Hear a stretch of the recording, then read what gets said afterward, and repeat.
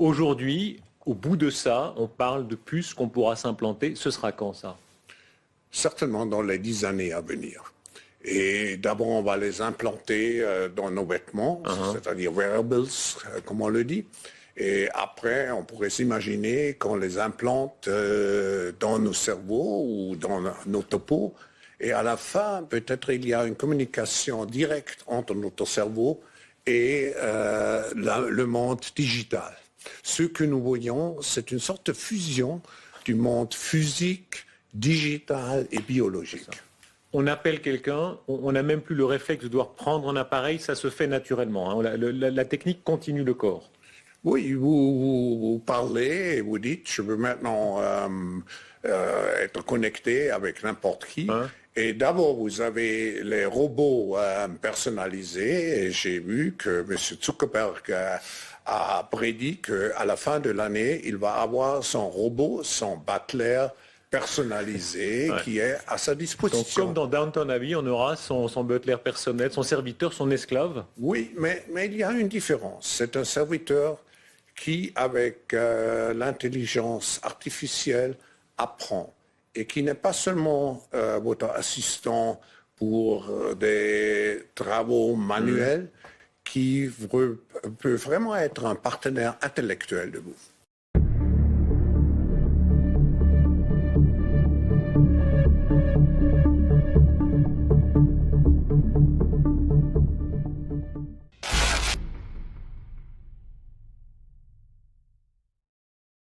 Aujourd'hui, au bout de ça, on parle de puces qu'on pourra s'implanter. Ce sera quand ça? Certainement dans les 10 années à venir. Et d'abord, on va les implanter dans nos vêtements, c'est-à-dire wearables, comme on le dit. Et après, on pourrait s'imaginer qu'on les implante dans nos cerveaux ou dans nos topos. Et à la fin, peut-être il y a une communication directe entre notre cerveau et le monde digital. Ce que nous voyons, c'est une sorte de fusion du monde physique, digital et biologique.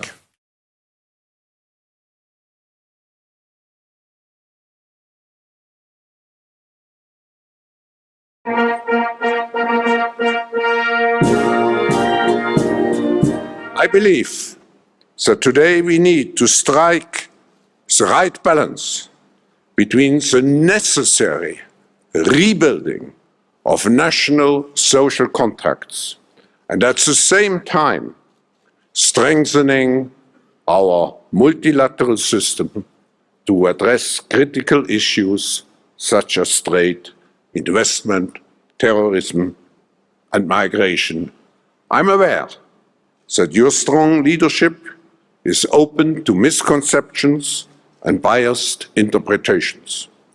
Therefore, it is so essential for us in the room to listen directly to you. I'm here today to represent the interests of the American people.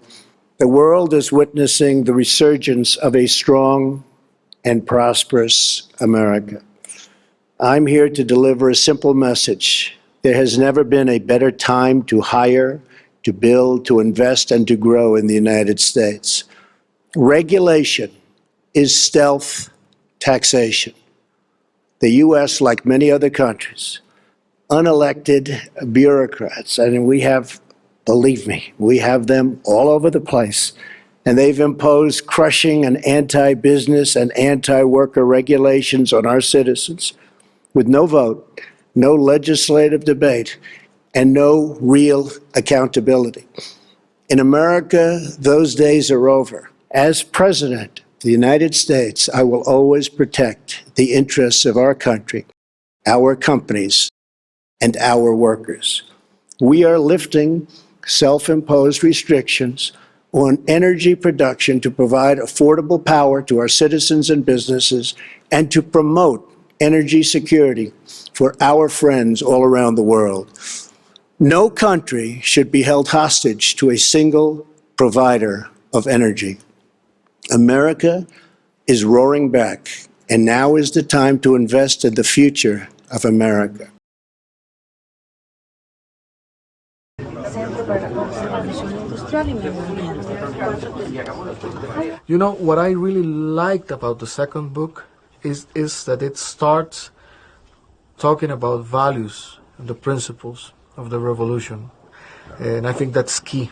You know, we share similar values as well, exactly. and views on the world, which I think it's possible. One of them that we're pushing hard is decarbonization. Yeah. We're going to launch our commitment on decarbonization in February. That means we're going to 99% renewable and clean electricity. Mm-hmm. And now the challenge is we're going to plug that matrix onto transportation to reduce dramatically the emissions and to reduce the usage of fossil fuels until we don't use those anymore. I know you play also a very important role in preserving, let's say, your forests. You have a young population, you have a relatively well-educated population. You can use the fourth industrial revolution to create, let's say, fast-track growth for your country. My commitment will be to add value. We'll be part of the Young Leaders Initiative. This is Merkel, Tony Blair. They were all, even President Putin, they were all young global leaders before. So if I take you, if I take Chancellor Kurz and the New Zealand Prime Minister, the three youngest leaders of governments are here. So I know you have many beautiful things in your country, but it characterizes the diversity, and at the same time everything goes up. Thank you. Thank you very much. At this moment in history, where the world has a unique and short window of opportunity to move from an age of confrontation to an age of cooperation, constructive and honest dialogue to address our common challenges is better than isolation and polarization. Yesterday, your phone exchange with President Biden and the agreement to extend the New START nuclear arms treaty in principle, I think, is a very promising sign in this direction. Globalization resulted in a substantial increase in the profits of the large multinational companies, primarily American and European ones. Who gets these revenues? Talking about companies. The answer is obvious. Those who represent 1% of the population. And what has happened with the other people? I would point out one more important aspect: modern technology, modern technological. First of all, digital giants have been playing an increasingly significant role in the life of the society by encroaching on or restricting the natural right of people to decide for themselves how to live and what to choose and what view to express freely. On the other hand, we have seen all of this just recently in the United States.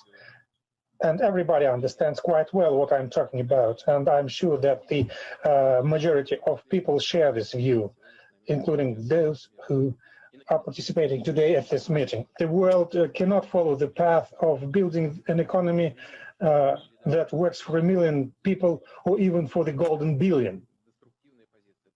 It is clear that an era associated with attempts to build a centralized, unipolar world order is over. It hasn't been started even. There were attempts to do this, just that, but it's over. Such a monopoly was inherently contrary to the cultural and historical diversity of our civilization. At this pivotal moment, I see several priorities for the global agenda. We must continue to fight against the global pandemic. We must revitalize the global economy and accelerate its transition to net zero. We must preserve biodiversity by deploying nature-based solutions, and we must narrow the gap between the rich and the poor to achieve more sustainable global development. With these goals in mind, it is my distinct honor and great privilege to introduce His Excellency Xi Jinping, President of the People's Republic of China, to open the Davos agenda. It's the beginning of a global mobilization effort to rally all forces behind this Great Reset initiative. We need a Great Reset. We need a Great Reset. We need a Great Reset.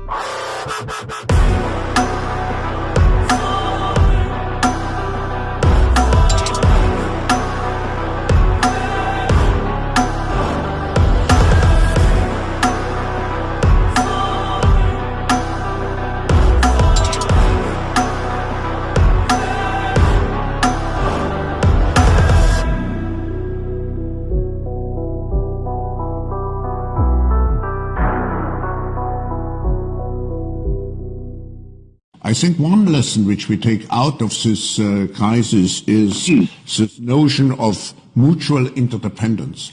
Because even as individuals, we had to take care not to infect someone else and not to be infected. And the same we have to apply now on a global level. As long as not everybody is vaccinated, nobody will be safe. Au bout de ça, on parle de puces qu'on pourra s'implanter. Ce sera quand ça? Certainement dans les 10 années à venir. Et d'abord, on va les implanter dans nos vêtements, c'est-à-dire wearables, comme on le dit. Et après, on pourrait s'imaginer qu'on les implante dans nos cerveaux ou dans notre peau. Et à la fin, peut-être il y a une communication directe entre notre cerveau et le monde digital. Ce que nous voyons, c'est une sorte de fusion du monde physique, digital et biologique. On appelle quelqu'un, on n'a même plus le réflexe de devoir prendre un appareil, ça se fait naturellement. Hein. La technique continue le corps. Oui, vous parlez et vous dites, je veux maintenant être connecté avec n'importe qui. Et d'abord, vous avez les robots personnalisés. Et j'ai vu que M. Zuckerberg a prédit qu'à la fin de l'année, il va avoir son robot, son butler personnalisé qui est à sa disposition. Donc, comme dans Downton Abbey, on aura son butler personnel, son serviteur, son esclave. Oui, mais il y a une différence. C'est un serviteur qui, avec l'intelligence artificielle, apprend et qui n'est pas seulement votre assistant pour des travaux manuels, qui peut vraiment être un partenaire intellectuel de vous.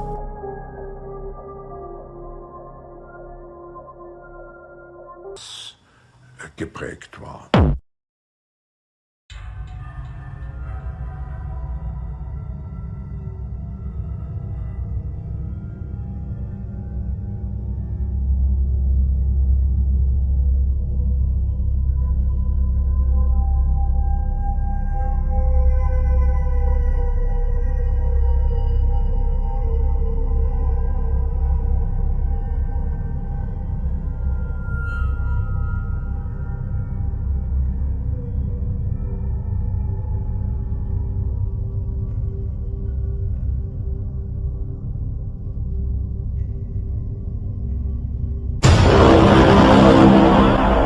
young generation, like Prime Minister Trudeau, half of this cabinet, are actually young global leaders of the world economic forum. We penetrate the cabinets. The change is not just happening.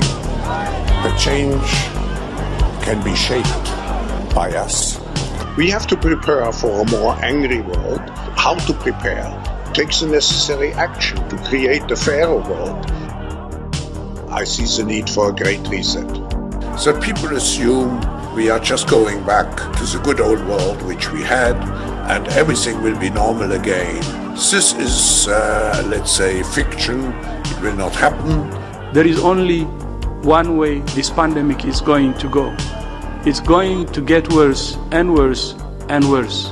The next crisis is already waiting for us around the corner, and it is the climate crisis. Let's look at things like gene editing. Exactly. Opening a whole new horizon for medical science. And you see, the difference of this fourth industrial revolution is it doesn't change what you are doing. It changes you. If you take genetic editing, right. Just as an example, it's you who are changed. Yeah. And of course, this has a big impact on your identity. Yeah.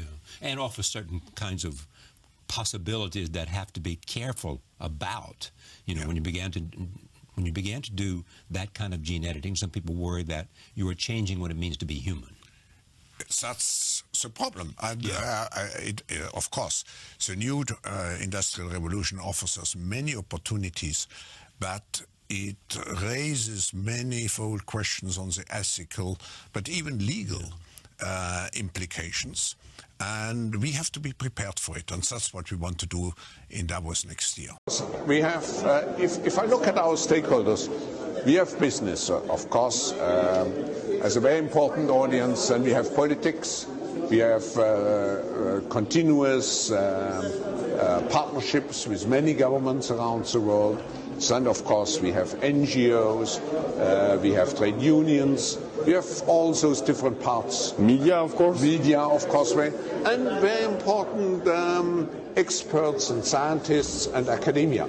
Because if we are looking at the future, I think we should look at new solutions, and the new solutions will be very much driven by technological developments. And we even have, you even have religious leaders, right? We have religious leaders, we have social entrepreneurs, very important social entrepreneurs.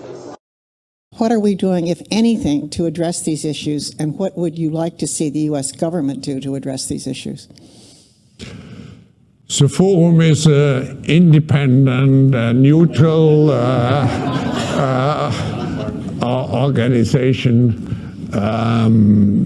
No.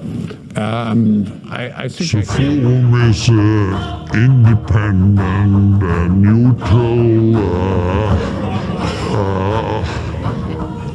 organization.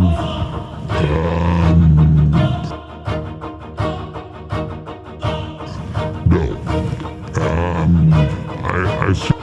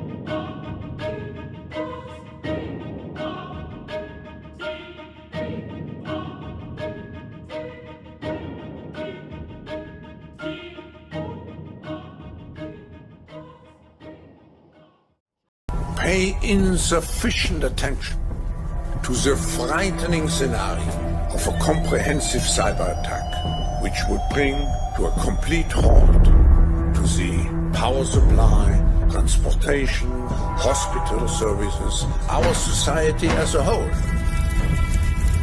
The COVID-19 crisis would be seen in this respect as a small disturbance in comparison to a major cyber attack.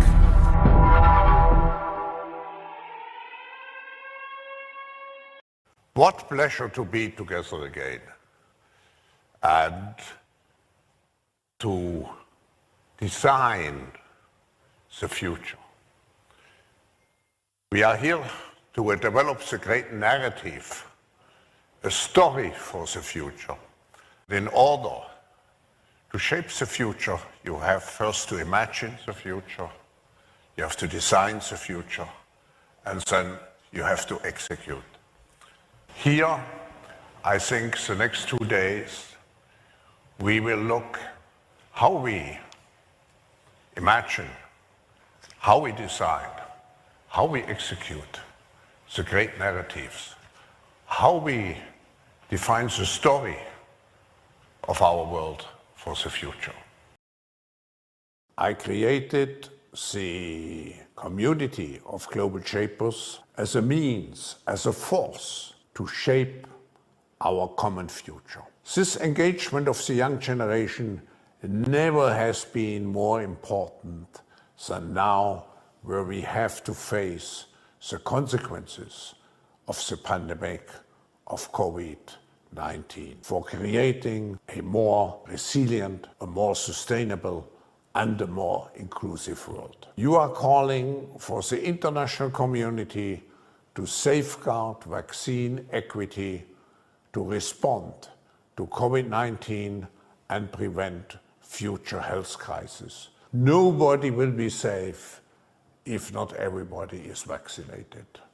Young people, you are rallying behind the global wealth tax to manage the alarming surge in wealth inequality. You are calling for programs that help you and young progressive voices join government and become policymakers. To limit global warming, you are demanding to halt to coal, oil, and gas exploration. You are asking firms to replace any corporate board directors who is unwilling to transition to cleaner energy sources. You are championing an open internet and a 2 trillion digital access plan to bring the world online and prevent internet shutdown. And you are presenting new ways to minimize the spread of misinformation, and you want to combat dangerous extremist views in the internet. On stakeholder capitalism will be the key. We have to prepare for a more angry world.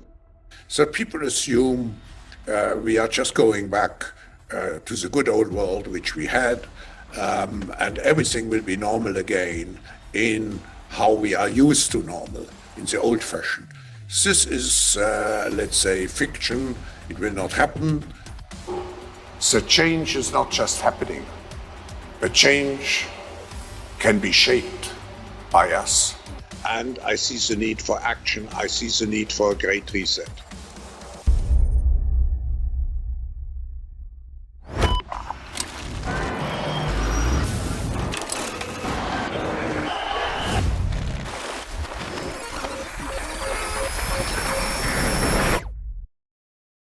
Der Great Reset ist der Versuch der Hochfinanz, das Ende des aktuellen Finanzzyklus kontrolliert in die gewünschten Bahnen zu lenken. Bedeutet noch mehr Macht, noch mehr Reichtum für eine kleine, superreiche Milliardärsklicke und totale Enteignung der Masse, 99,9% der Menschheit.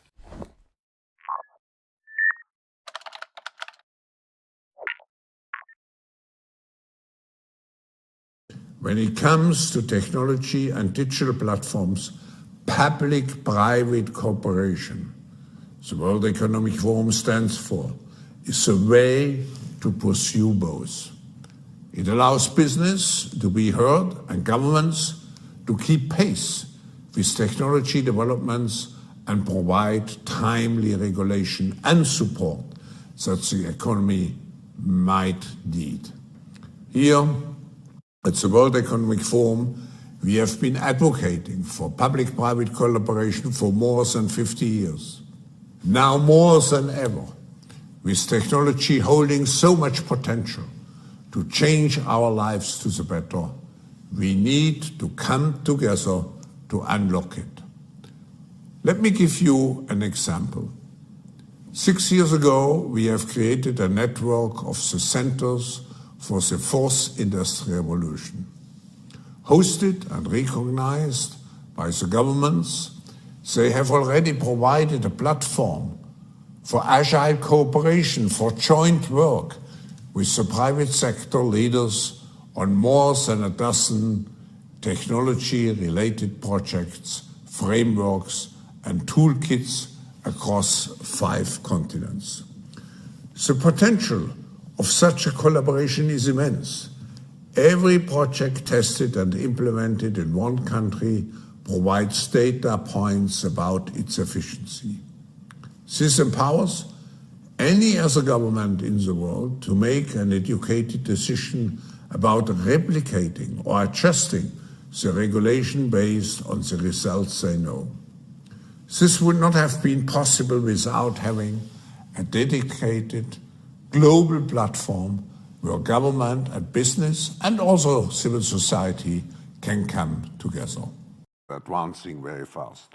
But can you imagine that in 10 years when we are sitting here, we have an implant in our brains, and I can immediately feel, because you all will have implants, and we measure your brain waves, and I can immediately tell you how the people react, or I can feel how the people react to your answers.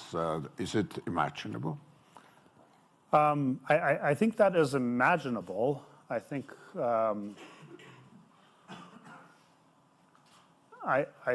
you can imagine that. You can imagine, well, you're going to be sort of transplanted into the internet, so to speak, to live forever in a digital realm. You can imagine that you just in your biological incarnation are going to live to be some very long age. You now say that you want to talk about, in this year's conference in January, mastering the fourth industrial revolution. When we look at the world today, we see governments and even business very much engaged in mastering the crisis of today, very much absorbed by crisis management. Right. But if you look into the future, there's so much going on in technology. Yeah. It's a real revolution, and our life, the pattern of governing societies will be so much affected with what's going on in research, in innovation, and we are not sufficiently prepared for it. Just look at the discussion on big data. Yeah. It shows how difficult it is to find the necessary rules, to find the necessary norms. And look at things like artificial intelligence. Exactly. And robots. Look at things like gene editing. Exactly. Opening a whole new horizon for medical science. And you see, the difference of this fourth industrial revolution is it doesn't change what you are doing. It changes you. If you take genetic editing, just as an example, it's you who are changed. And of course, this has a big impact on your identity. Yeah. And offers certain kinds of possibilities that have to be careful about. When you began to do that kind of gene editing, some people worry that you are changing what it means to be human. That's the problem. And of course, the new industrial revolution offers us many opportunities, but it raises manifold questions on the ethical, but even legal implications. And we have to be prepared for it. And that's what we want to do in Davos next year.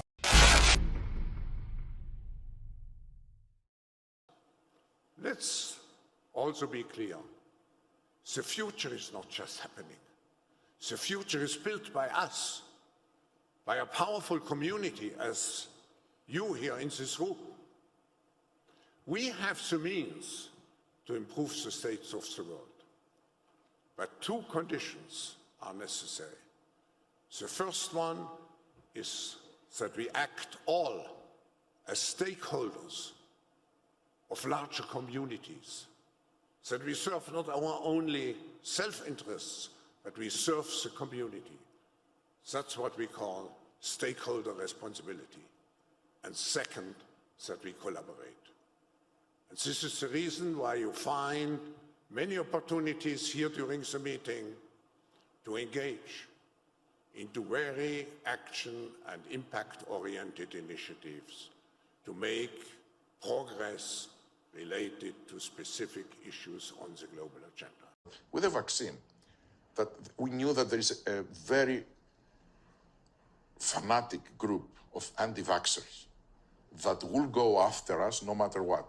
They will claim that the sun didn't go up because people were vaccinated, and that created issues with the crop, so I'm suing you. And one thing it is to sue you in the US, another thing is to sue you in a country where the legal system is not up to that standards, or in Switzerland, right? So I think that's behind us. Everything went okay, and now I think we can move on. I think we were both targets of the anti-vaccine movements and conspiracy people claiming that I had triple, I wondered what it is, triple COVID. Yeah, and something was, I think it got hundreds of thousands of clicks and so on. I know you were also target. I read one day that was arrested by FBI. Yeah, same happened to me. And there are pictures of me and FBI officers, I don't know how, I never said. The surprising thing it is that the same publication, I found out because I had published, the previous one that was arrested was the Pope by FBI. So, ridiculous, yeah. So we are good company, yeah. Well, at least I was in good. We have, if I look at our stakeholders, we have business, of course, as a very important audience, and we have politics, we have continuous partnerships with many governments around the world. And of course, we have NGOs, we have trade unions, we have all those different parts. Media, of course. Media, of course, and very important experts and scientists and academia. Because if we are looking at the future, I think we should look at new solutions, and the new solutions will be very much driven by technological developments. And we even have, you even have religious leaders, right? We have religious leaders, we have social entrepreneurs, very important social entrepreneurs. Nobody will be safe if not everybody is vaccinated. What are we doing, if anything, to address these issues, and what would you like to see the U.S. government do to address these issues? The forum is an independent, neutral organization. No. I think the forum is an independent, neutral organization.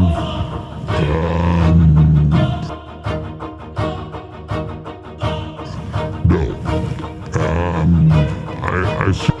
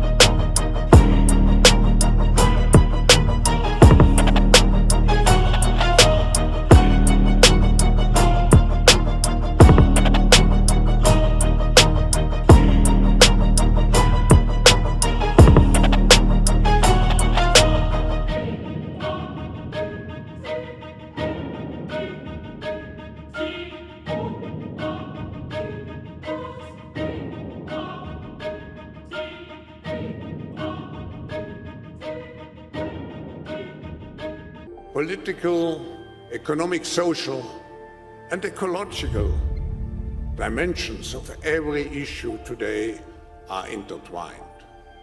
But let's also be clear. The future is not just happening. The future is built by us, by a powerful community as you here in this room. We have the means to improve the state of the world.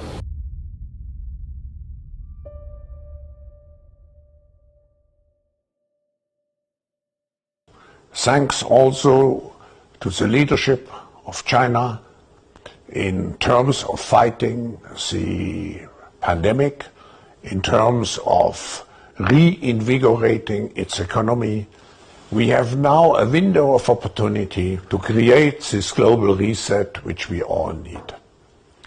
This global reset is necessary because we have seen that our policies which we pursued before the coronavirus struck us, that those policies do not create the necessary inclusion of society necessary for harmonious societal development. And they do not create the sustainability of what we are doing. Just think of the global warming, how fast it is developing in the opposite, into the negative direction. So we have a great opportunity at this moment, like we had after World War II, to have in some way a new beginning in our global cooperation, in globalization, in managing our global affairs.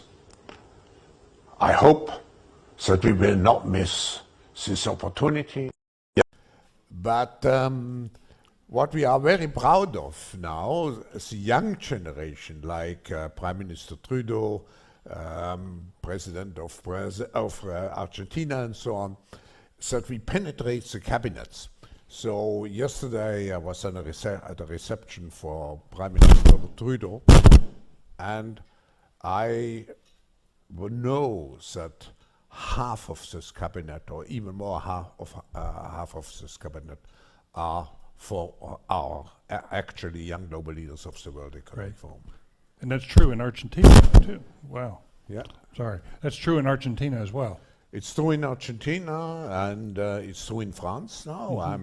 I just would like to highlight what you said about the European Chips Act, because it's an important step to create the physical brain for digitalization and to have it located to a certain extent in Europe.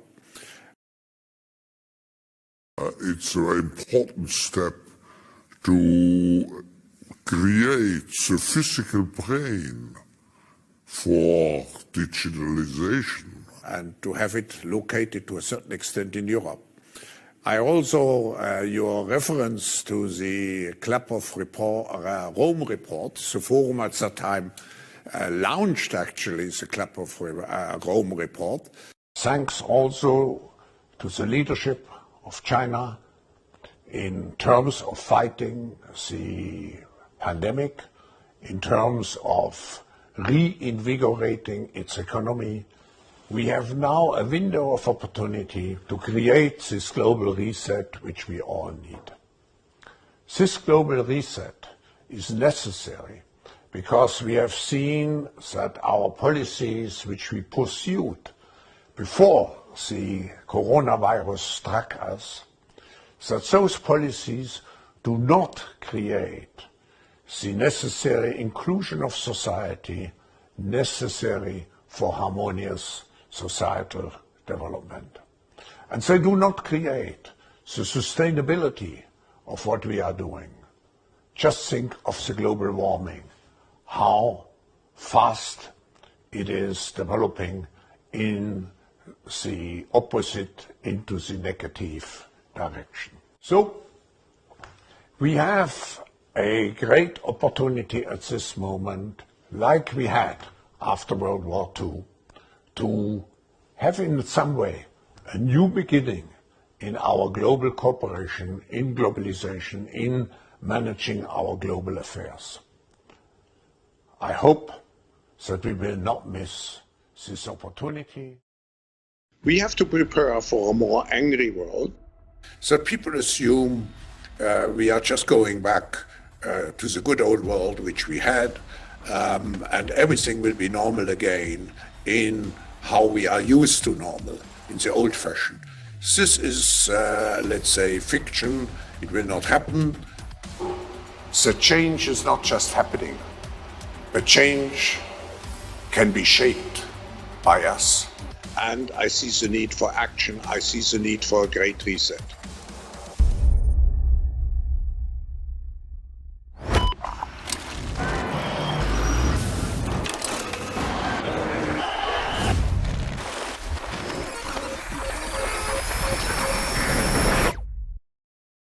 Der Great Reset ist der Versuch der Hochfinanz, das Ende des aktuellen Finanzzyklus kontrolliert in die gewünschten Bahnen zu lenken. Bedeutet noch mehr Macht, noch mehr Reichtum für eine kleine, superreiche Milliardärsklicke und totale Enteignung der Masse, 99,9% der Menschheit.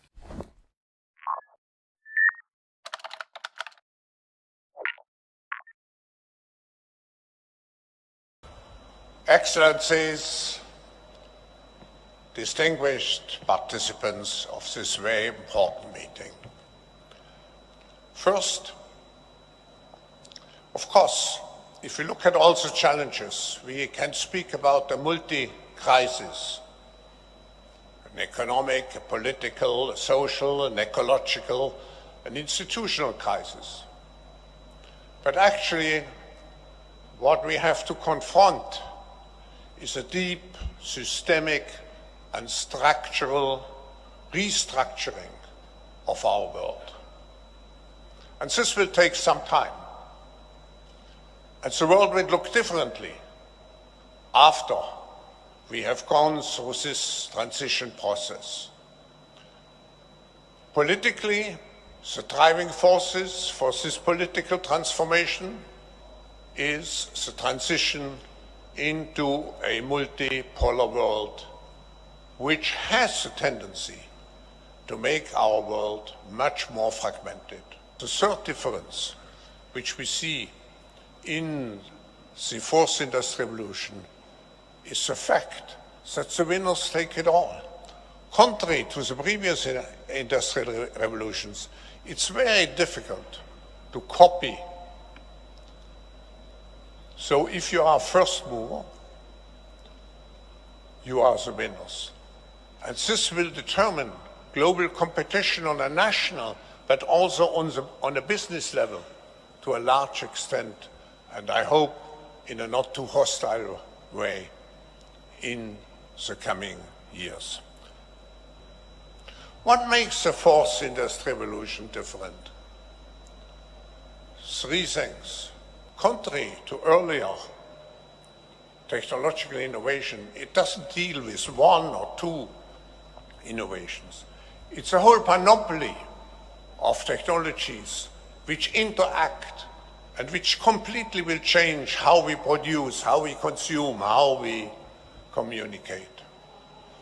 But the second element is the speed. And if you look at technological revolutions, it usually goes in the form of an S-curve. And just now, we are at the inflection point to exponential development. And technology will change completely what we are doing at this present time. And not only what we are doing, and that's another change, it will change and it will have an impact on even who we are. Now, this all means, at least at the beginning, a cost burden. Now, if you restructure a company, you write off the costs, and of course, the shareholders are suffering. If you restructure an economy,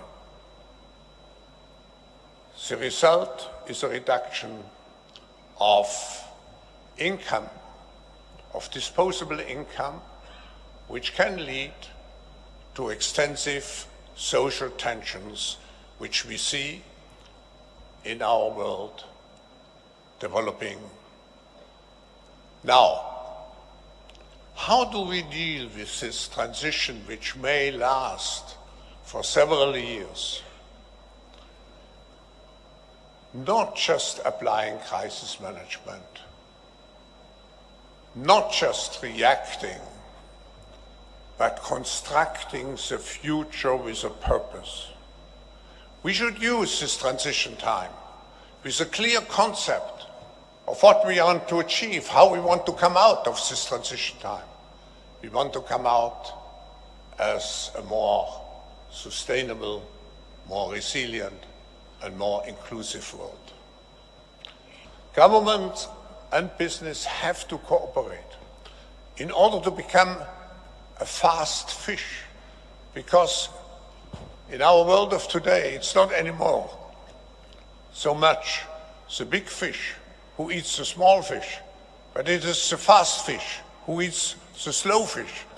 And in order to be a fast fish and a big fish, hopefully, like Indonesia, you have to have two co-pilots, business and governments. My last point relates to trust. If business is really a force for good, which it has to be, business has to practice stakeholder capitalism. Business should not only serve shareholders, but has to serve the people and to take care of our planet. Only in such a way, business will earn the trust which it needs to be an innovative force to make our society a better society. Let me conclude. When we look into the future, we can be full of confidence if we adhere to three concepts: innovative transformation, innovation, and cooperation. Thank you. Nobody will be safe if not everybody is vaccinated.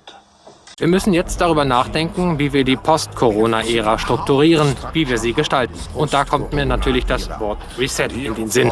Die Macht des WWF geht unendlich viel weiter. Also ich habe in den letzten Monaten immer mehr gemerkt, dass das WWF also eine der entscheidenden Institutionen auf der Welt ist. Und ich bin der Sache dann mal wirklich nachgegangen und habe dann mal die gesamte Geschichte des WWF aufgerollt. Und ich muss sagen, ich bin bei einigen Dingen sehr, sehr überrascht gewesen, dass die Macht des WWF doch noch viel weiter geht, als ich es bis dahin vermutet hatte. Die neue Agenda des WWF, die dreht sich ganz stark um den Transhumanismus, also um die biometrische Erfassung der Menschen. Man muss Klaus Schwab eines zugutehalten, also er hat alle Trends, alle technologischen Trends der Zeit immer sehr gut erkannt und ist immer sehr schnell auf diesen Zug aufgesprungen. Wir sehen ja im Moment, dass die Menschheit irgendwie abgelenkt werden soll. Also wir sollen ja abgelenkt werden, entweder über den Klimawandel, dann sollten wir abgelenkt werden über die Gesundheitskrise, dann gibt es die Inflation, dann gibt es den Krieg, jetzt gibt es hier in Deutschland im Moment die großen Polizeirazzien. Das WWF hat in den letzten Monaten und auch in den letzten Jahren die ein oder andere Datei verschwinden lassen. Also das Letzte, was verschwunden ist, nur ganz interessant, um was Aktuelles anzusprechen.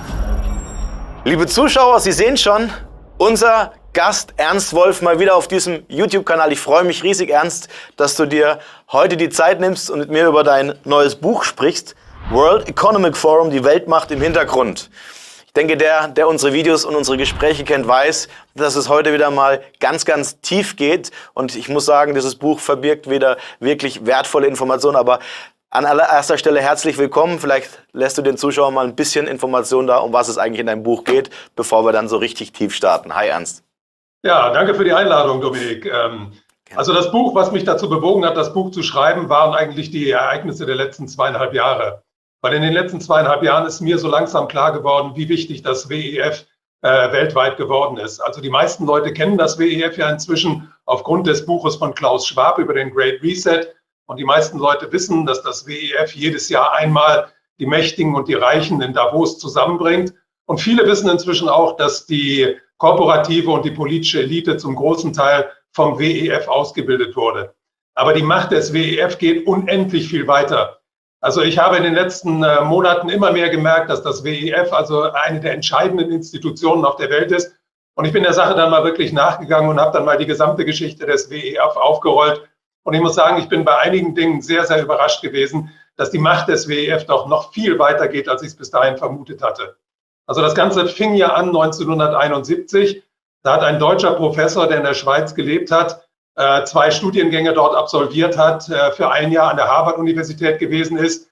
Da hat mit 5 Jahren Berufserfahrung plötzlich die Idee gehabt, ich muss jetzt ein Symposium kreieren unter dem Namen European Management Forum und ich muss ganz viele europäische Topmanager nach Davos einladen und die da mit den Top-Speakern der Erde zusammenbringen. Da habe ich mich als erstes mal gefragt, wie kann das sein, dass jemand in dem Alter von 32 Jahren mit so wenig Berufserfahrung ohne eine grandiose Erfolgsgeschichte es schafft, über 400 Spitzenmanager zusammenzubekommen. Und diese Leute waren allen Ernstes für 2 Wochen in Davos. Das war vor den Handys. Also die haben sich 2 Wochen lang aus ihrem Beruf verabschiedet, sind da gewesen und haben da den Top-Speakern ihrer Zeit zugehört. Alleine die Kosten für dieses ganze Unternehmen müssen absolut gigantisch gewesen sein. Also der Mann kann das nicht aus eigener Tasche bezahlt haben. Und deswegen bin ich auf die Idee gekommen, mal nachzuforschen, wer denn wohl die Hintermänner dieser ganzen Sache gewesen sein können. Und da gibt es also eine ganz einfache Antwort. Klaus Schwab hat ein Jahr an der Harvard-Universität verbracht. Er ist da auf Henry Kissinger gestoßen, das war sein Professor. Er ist auf John Kenneth Galbraith, also einen Berater mehrerer Präsidenten, gestoßen. Und er ist auf Herman Kahn, einen der wichtigsten Zukunftsforscher seiner Zeit, gestoßen. Und diese 3 Männer hatten schon länger einen Plan, nämlich amerikanische Geschäftsmethoden nach Europa zu bringen. Es war damals nämlich so ein bisschen so, dass die europäischen Manager sich vor der Übermacht der USA gefürchtet haben. Es gab damals ein Buch von einem französischen Medienmogul, Servan Schreiber, das hieß Die amerikanische Herausforderung, das war ein Bestseller und das drückte so ein bisschen auf die Ängste der europäischen Wirtschaftsführer, dass sie von den USA überrollt werden können. Und die Amerikaner haben darauf sehr geschickt reagiert. Sie haben nämlich dieses ESM mit Klaus Schwab an der Spitze offensichtlich von hinten inszeniert und den europäischen Managern auf diese Art und Weise versprochen, wir machen euch bekannt mit amerikanischen Geschäftsmethoden, sodass ihr genauso erfolgreich sein könnt wie die Amerikaner. Und so ist das Ganze dann ins Rollen gekommen. Also da muss sehr viel Geld im Hintergrund geflossen sein, weil wer heute mal in Davos weilt, der weiß, wenn man da 400 Leute unterbringen will für 2 Wochen, dann muss man 6- bis 7-stellige Beträge hinlegen, sonst funktioniert das Ganze nicht. Und wenn man dann auch noch bedenkt, dass die Top-Speaker der Zeit damals auch schon 5- bis 6-stellige Summen für ihre Auftritte genommen haben, dann weiß man, dass da ganz, ganz viel Geld im Hintergrund geflossen ist. Und tatsächlich, das Ganze ist ein Riesenerfolg gewesen. Das ist dann auch weitergegangen. Also Klaus Schwab hat das dann fortgeführt im 2., 3. Jahr. Interessant ist, dass er das sofort nach der ersten Veranstaltung als Stiftung in der Schweiz angemeldet hat. Und noch interessanter ist, dass die EG-Kommission sofort die Schirmherrschaft übernommen hat. Also er hatte einen Brückenschlag von den USA nach Europa gemacht. Und zwar die EG-Kommission, das war die Vorgängerin der EU-Kommission. Damals war es ja noch die Europäische Gemeinschaft und nicht die Europäische Union. Und der wichtigste Mann damals war Raymond Barre. Das war der EEG-Kommissar und der war dann später auch Finanzminister und Premierminister in Frankreich. Also der hatte da gleich die obersten Leute aus der politischen Riege da auf seiner Seite. Und das Ganze ist dann fortgeführt worden. Interessant waren auch die Gäste, die dann eingeladen wurden. Also beim 2. und 3. Symposium haben dann Otto von Habsburg gesprochen. Dann ist Werner von Braun da gewesen. Dann hat bei einem der nächsten Symposien hat der niederländische Prinz Bernhard die Schirmherrschaft übernommen. Also er hat das geschafft, da immer so die prominentesten und die größten Namen dahin zu schaffen. Interessant ist auch der Hintergrund dieser Leute. Also sowohl Werner von Braun als auch Prinz Bernhard der Niederlande haben eine ziemlich dubiose nationalsozialistische Vergangenheit. Also das hat diese Leute von Anfang an überhaupt nicht gestört, aus welcher politischen Ecke die Leute kamen. Aber das Ganze ist weitergegangen und interessant ist dann, wie viel Macht dieses Symposium dann an sich gerissen hat in den 70er, 80er Jahren. Also ab 1984 hieß es dann World Economic Forum. Und bereits Ende der 80er Jahre, muss ich sagen, war es vermutlich eine der wichtigsten Institutionen auf der Welt. Weil Ende der 80er Jahre ist ja in Deutschland die Mauer gefallen. Und nach dem Mauerfall in Deutschland war natürlich die Bestrebung, das große Deutschland wieder zusammenzufügen, sehr groß. Und das große Problem damals war, dass die britische Regierung und die französische Regierung vehement dagegen waren. Also sowohl Margaret Thatcher als auch François Mitterrand wollten auf keinen Fall die deutsche Wiedervereinigung genehmigen. Die amerikanische Regierung hat sich zurückgehalten und interessant ist, diese deutsche Wiedervereinigung ist dann von Klaus Schwab und dem WWF in die Wege geleitet worden. Das erste Treffen zwischen Hans Modrow, dem letzten starken Mann der DDR nach Egon Krenz, und dem deutschen Bundeskanzler Helmut Kohl damals, hat in Davos stattgefunden im Beisein von Klaus Schwab. Und offensichtlich mit dem grünen Licht der Amerikaner im Hintergrund. Die Amerikaner waren natürlich daran interessiert, die europäische Gemeinschaft zu schwächen. Und die haben sich gedacht, ein großes Deutschland wird auf jeden Fall die Macht der Briten und der Franzosen eindämmen. Auf diese Art und Weise ist dann die deutsche Wiedervereinigung tatsächlich zustande gekommen. Genauso interessant ist das, was dann anschließend in Russland passiert ist. In Russland, also das WWF hat sehr früh Beziehungen zu Michail Gorbatschow aufgenommen. Als Michail Gorbatschow dann gefallen ist und von Jelzin abgelöst wurde, haben sie sich sofort Jelzin zugewandt. Und als Jelzin dann bei der nächsten Wahl zu verlieren drohte, haben sich die großen Oligarchen in Russland in Davos zum Davoser Pakt zusammengeschlossen und haben beschlossen, Jelzin ist unser Mann, der muss an der Macht bleiben. Und dann haben das waren insgesamt 6 Oligarchen, einer war der größte Medienunternehmer in Russland, die haben zusammen mit Schwab dann dafür gesorgt, dass Jelzin an der Macht blieb und dass das westliche Kapital dann mit den Oligarchen Russlands gemeinsame Sache machen konnte. Also das sind jetzt nur 2 Beispiele, wie unglaublich stark die Macht des WWF geworden ist. Im weiteren Verlauf hat es zum Beispiel mitgemacht bei der Gründung wichtiger Organisationen wie die G20. Die G20 sind auf Initiative von Klaus Schwab gegründet worden. Es gab ja vorher die G7 und die G8. Klaus Schwab hat immer darauf gedrängt, dass man auch Entwicklungs- und Schwellenländer hinzunimmt. Wir hatten ja jetzt gerade das G20-Treffen und viele haben sich gewundert, warum darf Klaus Schwab darauf auftreten. Der Grund ist ganz einfach. Klaus Schwab ist der Initiator dieser ganzen Veranstaltung. Genauso hat er mitgemacht bei der Gründung der Impfallianz Gavi. Die ist im Jahre 2000 in Davos gegründet worden. Also und später sind dann auch andere Organisationen unter Mitwirkung des WWF entstanden. Und zwar ID 2020 und andere Organisationen wie KTDI, Known Traveler Digital Identity. Da geht es immer um die biometrische Erfassung der Menschen. Also die neue Agenda des WWF, die dreht sich ganz stark um den Transhumanismus, also um die biometrische Erfassung der Menschen. Also man muss Klaus Schwab eines zugutehalten, also er hat alle Trends, alle technologischen Trends der Zeit immer sehr gut erkannt und ist immer sehr schnell auf diesen Zug aufgesprungen. Aber insgesamt muss man sagen, das WWF ist nichts anderes als, es ist im Grunde keine Stiftung, sondern die größte Lobbyorganisation, die es jemals auf der Welt gegeben hat.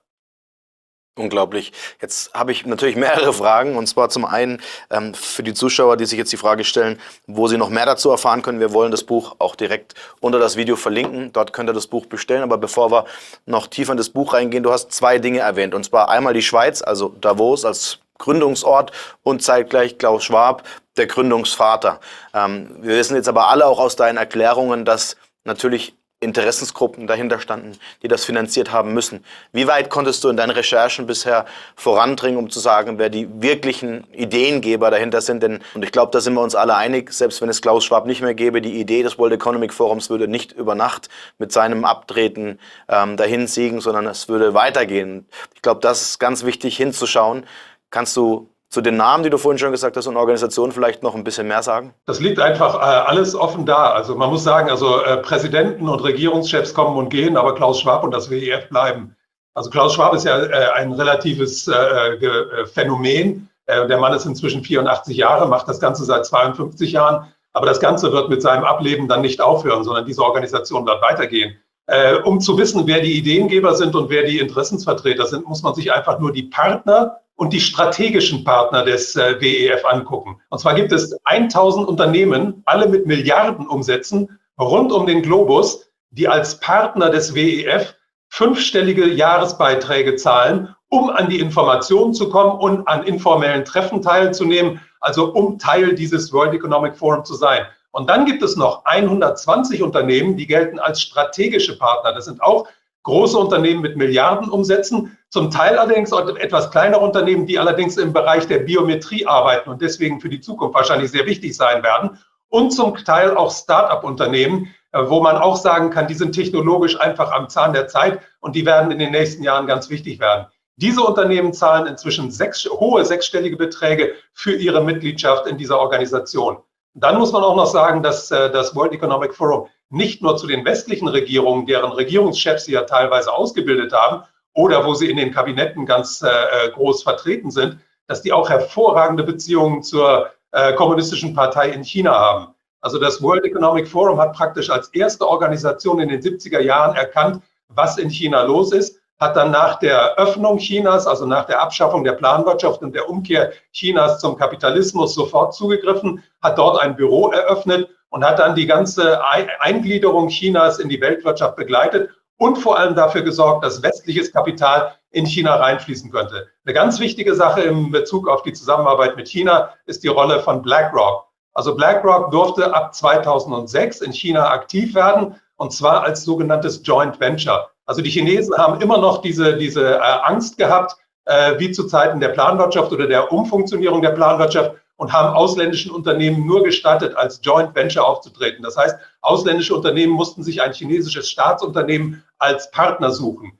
Im Jahre 2021, im Sommer 2021, ist diese Regulierung für BlackRock als erstem Unternehmen aufgehoben worden. Interessant ist, dass im Board of Trustees, also im Vorstand des WEF, niemand Geringeres als Larry Fink, der Chef von BlackRock, sitzt. Also da kann man sehen, dass es diese Achse Peking, also die kommunistische Partei in China, und der digital-finanzielle Komplex des Westens, dass diese Achse inzwischen real geworden ist. Ich glaube auch, um den Zuschauern zu veranschaulichen, welche Macht beispielsweise BlackRock hat. Wir haben auch gerade erst darüber ein Video gemacht mit ungefähr 10 Billionen US-Dollar, also 10.000 Milliarden. Kann man als BlackRock nahezu jede Regierung und jedes Land lenken. Und spannend dabei ist auch, dass Larry Fink zwischenzeitlich immer mehr Menschen von BlackRock in der deutschen Regierung positioniert, was mich auch gewundert hat, dass dies so offensichtlich gemacht wird. Und wer das Ganze verfolgt, der weiß auch, dass Larry Fink vor allem die Ideologien von Klaus Schwab in die Welt hinausträgt. Gerade hier ein wichtiges Thema, das wir jetzt ansprechen werden auch die zentralen Digitalwährungen sein, also die Digitalwährung der Zentralbanken, die uns jetzt allen bevorstehen. 2023 sollen die ersten Prototypen starten, ernst. Und ich kann mir vorstellen, dass noch nicht jeder begriffen hat, wie ernst die Lage eigentlich ist. Denn das könnte das Ende unserer Freiheit sein. Würdest du das so unterschreiben? Und wie siehst du die Entwicklung und das Voranschreiten dieser Digitalwährungen? Was gibt's hier Wir Neues? sehen ja im Moment, dass die Menschheit irgendwie abgelenkt werden soll. Also wir sollen ja abgelenkt werden, entweder über den Klimawandel, dann sollten wir abgelenkt werden über die Gesundheitskrise. Dann gibt es die Inflation, dann gibt es den Krieg. Jetzt gibt es hier in Deutschland im Moment die großen Polizeirazzien gegen... Fußball-WM. Wie bitte? Die Fußball-WM kommt noch dazu. Da kommt die Fußball-WM, das ist ganz wichtig noch als ganz große Ablenkung. Brot und Spiele hat immer gut funktioniert. Also wir werden alle abgelenkt, aber man muss sagen, dass das Projekt CBDC, also Central Bank Digital Currencies, also digitale Zentralbankwährung, im Hintergrund mit einem Turbo vorangetrieben wird im Moment. Also die haben es offensichtlich unglaublich eilig, dieses Geld unter die Leute zu bringen. Und was interessant ist an diesem Geld, ist, dass im Moment jetzt ein Großversuch in den USA läuft, also zwischen der Federal Reserve und einigen großen Finanzunternehmen. Also da sind die Kreditkartenunternehmen dabei, da sind die größten Banken wie die Bank of America und Citibank dabei. Ganz interessant ist, dass dieses neue Geld übrigens ein Zweiklassengeld sein wird. Das wird das erste Geld auf der Welt sein, was ein Zweiklassengeld ist. Und zwar wird es zwei verschiedene CBDCs geben. Es wird eine Wholesale CBDC geben und eine Retail CBDC. Und allein an den Namen sieht man schon, dass Europa und Deutschland ganz besonders die Entwicklung vollkommen verschlafen hat, weil es gibt noch nicht mal deutsche Ausdrücke dafür. Also Wholesale ist das englische Wort für Großhandel, Retail ist das englische Wort für Einzelhandel. Es gibt also eine Großhandels-CBDC und eine Einzelhandels-CBDC. Die Wörter verraten einem nicht, was dahinter steckt. Tatsächlich steckt dahinter, dass es eine CBDC geben wird, die zwischen der Zentralbank und den großen Banken und den großen Finanzinstituten gehandelt werden wird. Und dass es eine zweite CBDC geben wird, die Retail-CBDC, die für uns normale Bürger und für den kleinen und mittleren Mittelstand gelten wird. Also das wird das erste Zweiklassen-Geldsystem sein, wobei die Retail-CBDC für uns natürlich unglaubliche Nachteile mit sich bringt. Also ich kann nur an das erinnern, was ich immer sage, die wird damit verbunden sein, dass uns individuelle Steuersätze auferlegt werden können, individuelle Zinssätze, dass uns Strafzahlungen auferlegt werden können, dass man jede unserer Transaktionen wird verfolgen können, dass man uns an ein Sozialkreditsystem wird binden können, dass man das Geld geografisch wird ausrichten können. Das heißt, dass es nur in bestimmten Gegenden ausgegeben werden kann, dass es zweckgebunden ausgegeben werden kann und dass es wie in China an ein Sozialkreditsystem angebunden werden kann, was uns dann das Kaufen bestimmter Gegenstände unmöglich machen kann. Also ich vermute, das wird dann an so etwas wie an den ökologischen Fußabdruck des Einzelnen geknüpft werden. Also wir sind ja im letzten Jahr auf diese QR-Codes vorbereitet worden im Rahmen der Gesundheitskrise. Ich denke, dieses ganze Thema Gesundheit hat sich weitgehend erledigt, weil die Leute das einfach nicht mehr glauben. Aber ich fürchte, dass man jetzt mehr auf Klimawandel setzen wird und dann Einschränkungen vornehmen wird im Namen des Klimawandels. Wobei diese gesamte Agenda auf genau den gleichen oder ähnlichen Lügen beruht wie die gesamte Gesundheitskrise der letzten 2-3 Jahre. Ja, wenn man den Äußerungen der Medien glaubt, dann sind die Zweifel, die man überhaupt an dieser Ideologie der Klimaagenda, wenn man es mal so ansprechen darf, überhaupt nicht mehr gestattet. Also es gibt eigentlich nur eine Wahrheit. Die Wahrheit wird wiederum vertreten von gewissen Großbanken, gewissen Großkonzernen, natürlich auch wieder von diesem World Economic Forum.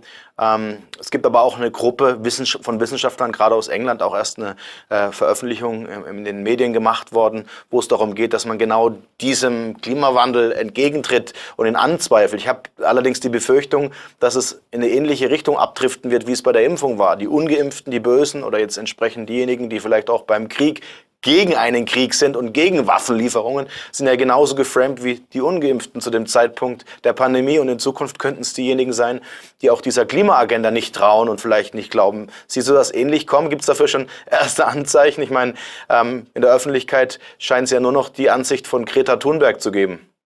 Ja, es wird ja auch über die Sprache wird das den Leuten ja langsam untergeschoben. Also wir haben in den letzten 2,5 Jahren erlebt, dass ganz viele Leute diffamiert wurden als sogenannte Corona-Leugner. Also das war ja auch ein Begriff, unter dem ich lange Zeit firmieren musste, obwohl ich diese Krankheit nie geleugnet habe. Und jetzt gibt es den Begriff des Klimaleugners. Also da wird sofort werden die Leute ins Abseits gestellt, die irgendwelche Zweifel an den offiziellen Versionen haben. Und das ganz Gefährliche ist ja an dieser ganzen Situation, dass wir es tatsächlich mit einer ökologisch bedenklichen Situation zu tun haben. Also wir müssen uns ja gar nichts vormachen. Die Welt befindet sich nicht in einem sehr guten Zustand. Die Weltmeere sind in einem katastrophalen Zustand. Die Luft ist verschmutzt. Die Wälder, die haben große Probleme. Es gibt jede Menge menschengemachte Probleme auf der Welt. Nur mit dem Klima hat das alles sehr wenig zu tun und noch weniger hat es zu tun mit den Maßnahmen, die deswegen ergriffen werden sollen. Die Maßnahmen, die ergriffen werden sollen, die gehen ja alle unter diesen Oberbegriffen SDG, also Sustainable Development Goals von den United Nations, oder die gehen unter ESG. Das ist dann Environment, Social und Governance. Das ist ja so einer der Lieblingsbegriffe der Grünen heute. Das ist im Grunde nichts anderes als ein Sozialkreditsystem für Unternehmen. Da werden Unternehmen danach geprüft und in Schubladen gesteckt, je nachdem, wie sie auf diese bestimmten Kriterien reagieren. Im Grunde ist das Ganze nichts anderes als die Vernichtung des Mittelstandes. Weil die großen Unternehmen, die können diese ganzen Einschränkungen hinnehmen. Die können auch mal so und so viel Dollar oder Euro bezahlen für jede Tonne CO2, die sie ausstoßen. Der Mittelstand kann das nicht. Also das Ganze ist nichts anderes als ein perfider Generalangriff auf den Mittelstand, der leider, muss ich immer wieder sagen, vom Mittelstand bisher nicht richtig erkannt wird.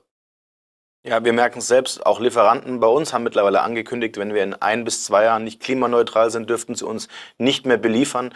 Auch hier, wenn wir mal über die 2 verschiedenen CBDCs sprechen, also die Wholesale CBDC, könnte natürlich auch dazu führen, dass letzten Endes den Banken auferlegt wird, gewisse Auflagen zu machen, also den Geschäftsbanken von den Zentralbanken auferlegt, damit sie eben genau nur noch den Unternehmen Kredite ausgeben, die einen ordentlichen CO2-Stempel haben, die genau diese Agenda erfüllen. Und ich glaube, vielen ist das noch nicht bewusst. Ich hatte gerade erst einen Vortrag von einem mittelständischen oder auf einer mittelständischen Veranstaltung und habe dann wirklich in die Gesichter geschaut und gefragt, warum steht ihr nicht auf? Warum, ihr wisst, was passiert, warum steht ihr nicht auf? Und ich glaube einfach, die Antwort darauf ist tatsächlich so lapidar, dass es vielen immer noch zu gut geht. Also man sorgt dafür, dass viele Unternehmen entsprechend immer noch gut überleben können und jetzt nach und nach alles bröckelt. Man sieht es ja bei den ersten Großkonzernen, die abwandern, wie BASF, die sich im Ausland, also in China in dem Fall, neue Produktionsstandorte aufbauen aufgrund der fehlenden Energieversorgung. Uns folgen immer mehr und mehr Unternehmen. Doch die Wahrnehmung der Unternehmen, dass doch wieder alles besser werden könnte, ist immer noch da. Was muss denn passieren, dass die ersten Unternehmen in Bewegung kommen? Weil ich kann es überhaupt nicht verstehen, dass da draußen alle ihren Mund halten und zuschauen, was hier auf dieser Bühne abläuft, Ernst. Ja, ich denke, also ich vermute, dass die andere Seite einfach darauf setzt, dass sie im Moment das System noch so ein bisschen so füttert und am Leben erhält, um dann plötzlich also einen ganz großen Crash herbeizuführen. Weil ich denke, die merken, wenn sie es jetzt langsam so zerbröckeln lassen, dann wachen immer mehr Leute auf. Wenn sie es aber auf einmal plötzlich einstürzen lassen, dann ist die Chance größer, dass sie mit ihrer Agenda durchkommen. Und die Agenda der anderen Seite, die ist ganz durchsichtig. Also sie werden diese CBDCs einführen wollen über das universelle Grundeinkommen. Und dieses universelle Grundeinkommen wird nur dann funktionieren, wenn wirklich Millionen von Menschen am Boden liegen. Also wenn die ganzen mittelständischen Unternehmen wirklich die Waffen strecken, wenn deren ganze Angestellte dann wirklich in den Straßen sitzen und kein Geld mehr verdienen und anfangen wirklich sich Sorgen zu machen, wo bekomme ich mein Essen her, dann werden die auftauchen und sagen, passt auf Leute, wir geben euch dieses universelle Grundeinkommen. Und dann wird die Falle zuschnappen. Die Hoffnung, die ich dann trotzdem noch habe, auch wenn dieser Worst-Case-Szenario eintreten sollte, die Hoffnung, die ich habe, besteht ganz einfach darin, dass dieses neue Geldsystem nicht funktionieren wird. Weil Geld funktioniert so einfach nicht. Aber ich habe ja vor ein paar Jahren mal einen Vortrag gehalten, den man im Internet noch finden kann, bei WIR, also Wissen ist relevant. Da habe ich die Geschichte des Geldes mal erklärt und die sollte man sich unbedingt mal vor Augen halten. Dann wird man merken, dass Geld nicht einfach per Mausklick erzeugt werden kann. Auch nicht von der Regierung, auch nicht von der Zentralbank, auch nicht vom digital-finanziellen Komplex. Also dieses neue Geld wird nicht funktionieren. Wenn es tatsächlich eingeführt wird, werden wir in eine Ära von Bürgerkriegen eintreten, die erst dann enden wird, wenn man erkennt, dass das auf jeden Fall nicht der Weg in die Zukunft der Menschheit ist. Und Christine Lagarde hat ja extra angekündigt, dass der Digital-Euro nicht das Bargeld verdrängen soll, wenn auch beispielsweise in Schweden das Bargeld mittlerweile keine Rolle mehr spielt und in vielen anderen Ländern, gerade seit die Pandemie Einzug fand, immer weiter abklingt. Und eine Sache möchte ich auch noch erwähnen, und zwar, sie sagte, der Digital-Euro wird nicht zum Sparen sein. Das heißt, wir werden eine Währung bekommen und das auf offizieller Bühne verkündet, die nicht dazu dienen soll, dass wir noch in der Lage sind zu sparen, was ja zeitgleich zur Aussage des World Economic Forums passt, dass uns nichts mehr gehören wird und wir auch im Jahr 2030 hoffentlich noch glücklich sind. Aber genau hier besteht meiner Meinung nach der Widerspruch, dass Geld anders funktioniert. Schön, dass du das auch nochmal hervorhebst, Ernst.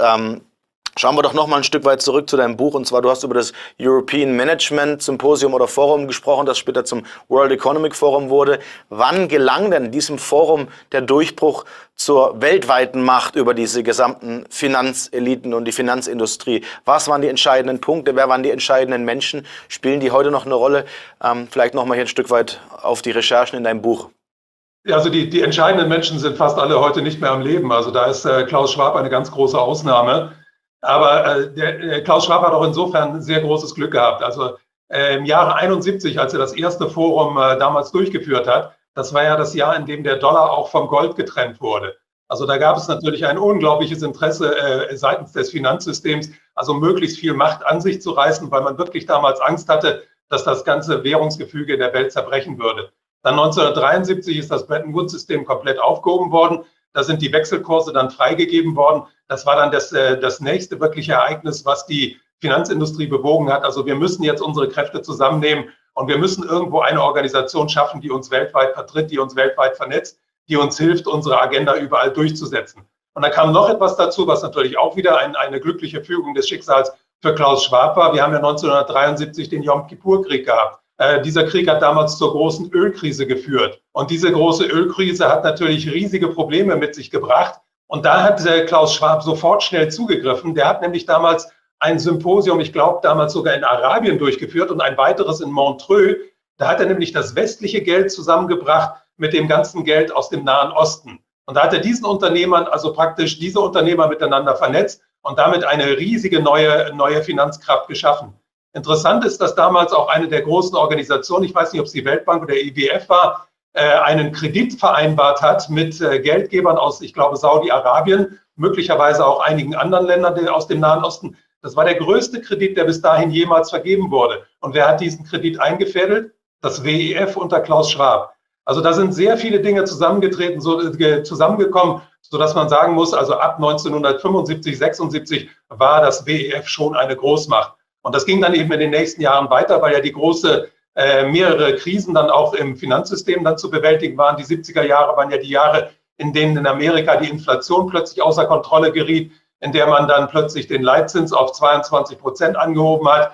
Also da waren sehr, sehr viele Faktoren im Hintergrund, die Klaus Schwab in die Karten gespielt haben und die dafür gesorgt haben, dass den Mächtigen es sehr zugute gekommen ist, dass sie sich schnell kurzschließen konnten mit anderen Gleichgesinnten und ihre Agenda auf diese Art und Weise durchziehen konnten. Und für mich also die wichtigen, ganz großen Ereignisse danach waren die ich schon angesprochen habe, also die deutsche Wiedervereinigung, dann die Zementierung der Macht der Oligarchen und dann ab 2000 natürlich auch die Zusammenarbeit mit der Bill und Melinda Gates Stiftung. Also nach dem WWF die zweitwichtigste Stiftung auf der Welt und die drittwichtigste Stiftung, das sind die Bill und Melinda Gates Stiftung und die George Soros Open Foundations Stiftung. Also die drei sind natürlich ganz wichtig, wobei die Bill und Melinda Gates Stiftung sehr eng immer zusammengearbeitet hat. Das haben wir ja alle gerade mitbekommen in den letzten 2-3 Jahren, vor allem im Rahmen der Gesundheitskrise.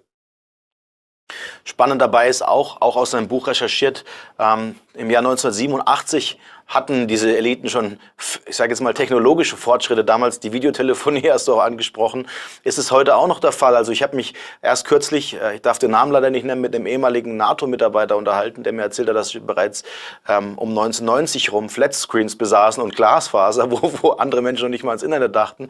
Ist es heute auch noch so, dass genau dieser technologische Fortschritt dafür sorgt, dass derartige Eliten auch diese Macht immer weiter zentralisieren und immer größer werden lassen? Oder hat sich das mittlerweile durchs Internet zerteilt?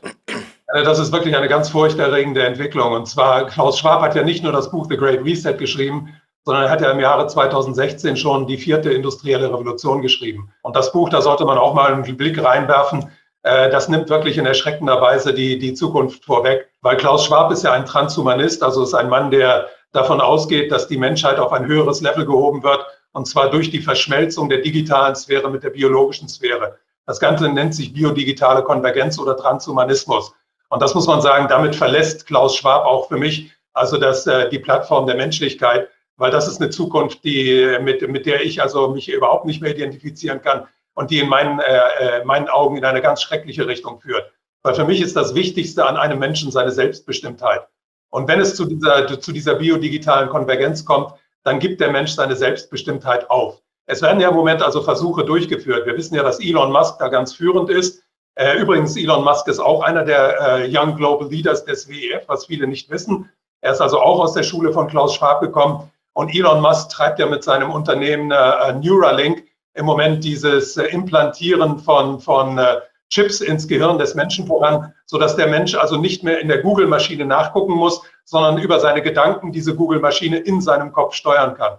Das bedeutet, dass dieser Mensch natürlich abhängig wird von Informationen, die ihm von außen, natürlich von der Elite, angetragen werden. Und wir wissen alle, was passiert, wenn wir dann alle unsere Informationen nur noch über Wikipedia bekommen. Dann wissen wir ganz genau, wer Antisemit ist, wer Verschwörungstheoretiker ist. Dann werden wir auch keine Zweifel mehr daran haben. Und deswegen ist diese ganze Zukunftsvision für mich so unglaublich gefährlich.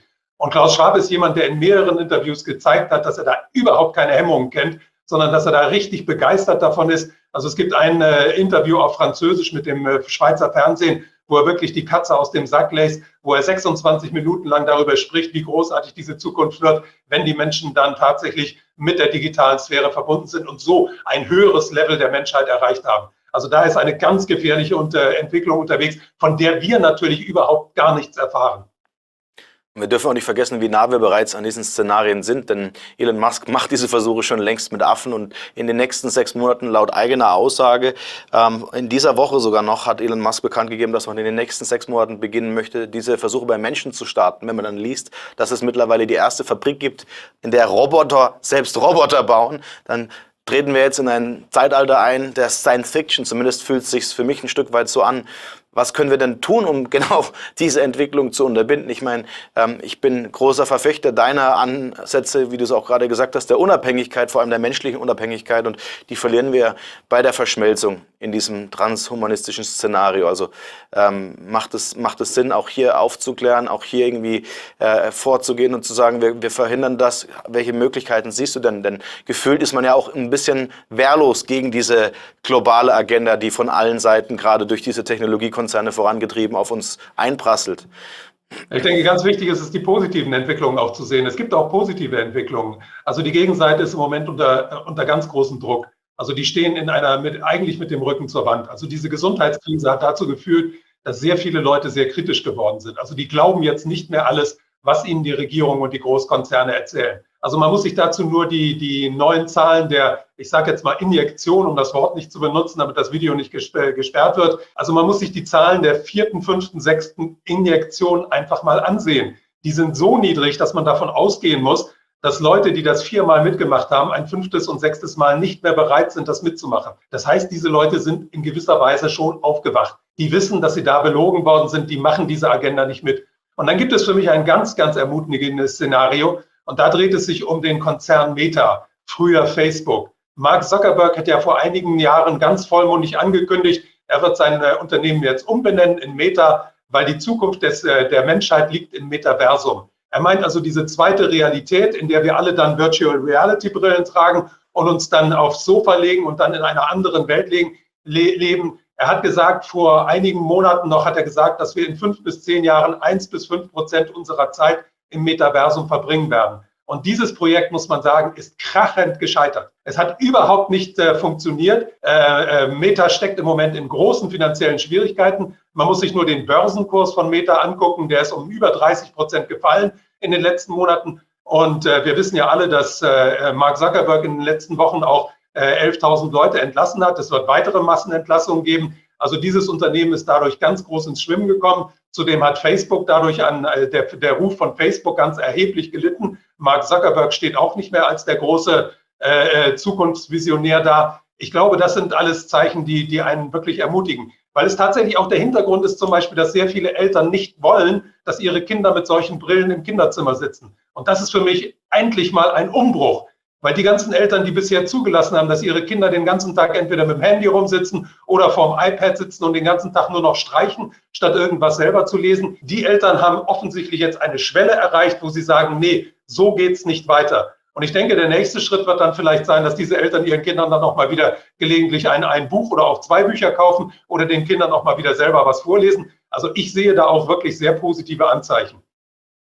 Ja, finde ich ganz wichtig auch anzusprechen, vor allem auch nochmal unsere Redefreiheit. Wir wurden in einem oder in meinem letzten Webinar angegriffen, und zwar hat man versucht, uns dort mundtot zu machen, man hat versucht, den Livestream zu hacken und lahmzulegen.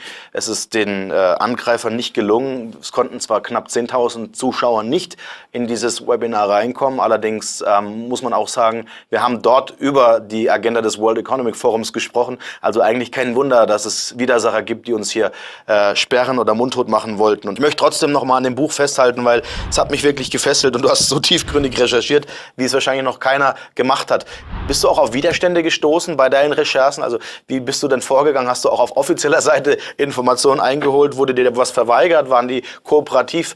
Vielleicht kannst du auch zu dieser Arbeit mal ein bisschen was sagen. Ich glaube, das interessiert die Menschen auch. Also kooperativ war das WWF insofern gar nicht, weil ich habe sehr viele Seiten mir vorher gemerkt oder selbst in eine Datei gelegt. Und als ich das Buch dann angefangen habe zu schreiben, habe ich gemerkt, dass sehr viele von diesen Dateien plötzlich nicht mehr auffindbar waren. Also das WWF hat in den letzten Monaten und auch in den letzten Jahren die ein oder andere Datei verschwinden lassen. Und die Rate, mit der es die Dateien verschwinden lässt, die hat ganz gewaltig zugenommen. Also das Letzte, was verschwunden ist, nur ganz interessant, um was Aktuelles anzusprechen, ist das FTX, der pleitegegangene Kryptohandel, dass der einer der Partner des WEF gewesen ist. Dass aber am 11. November, direkt nach der Pleite von FTX und nachdem klar wurde, dass FTX ein Betrugsunternehmen gewesen ist, ist diese Seite weggenommen worden vom WEF. Also das WEF arbeitet da ganz heftig daran, an der Manipulation der Öffentlichkeit. Aber für mich ist das auch wiederum ein Zeichen nicht der Stärke, sondern der Schwäche. Die Leute müssen offensichtlich verbergen, was sie da in Wirklichkeit tun. Und deswegen, also ich habe mich natürlich nicht auf deren eigene Informationen verlassen, aber es gab genügend Informationen, es gibt genügend Leute, die einiges im Hintergrund gewusst haben. Aber ich muss sagen, alle meine Informationen, die ich in dem Buch gegeben habe, und ich habe nicht alles rausgelassen, was ich wusste. Ich habe viele Sachen, die also auch ins Private gehen, also über Klaus Schwab, über seine Ehe und über seine Hintergründe, über seine andere Stiftung, die er gegründet hat, mit der er sich natürlich auch selber bereichert hat. Ich habe das alles weggelassen. Ich habe gedacht, es reicht einfach, die Funktion des WEF da mal ganz klar zu erklären, weil es gibt dann natürlich am Rande unendlich viele kleine kriminelle Delikte, die man auch noch mit hätte reinbringen können. Aber ich wollte mir da auch nicht so viel Angriffsfläche bieten, sondern ich bin nur auf die Dinge eingegangen, die eigentlich mehr oder weniger in der Öffentlichkeit sind. Also zum Beispiel, ich habe ja diese Liste aufgestellt mit den 120 strategischen Partnern. Da habe ich ganz kurz erklärt, wer diese Unternehmen sind, was diese Unternehmen machen, wie viele Leute die beschäftigen. Das ist also der zweite Teil. Und der dritte Teil, das sind dann die Young Global Leaders. Diese Listen sind auch manipuliert worden vom WEF. Da sind einige Namen verschwunden.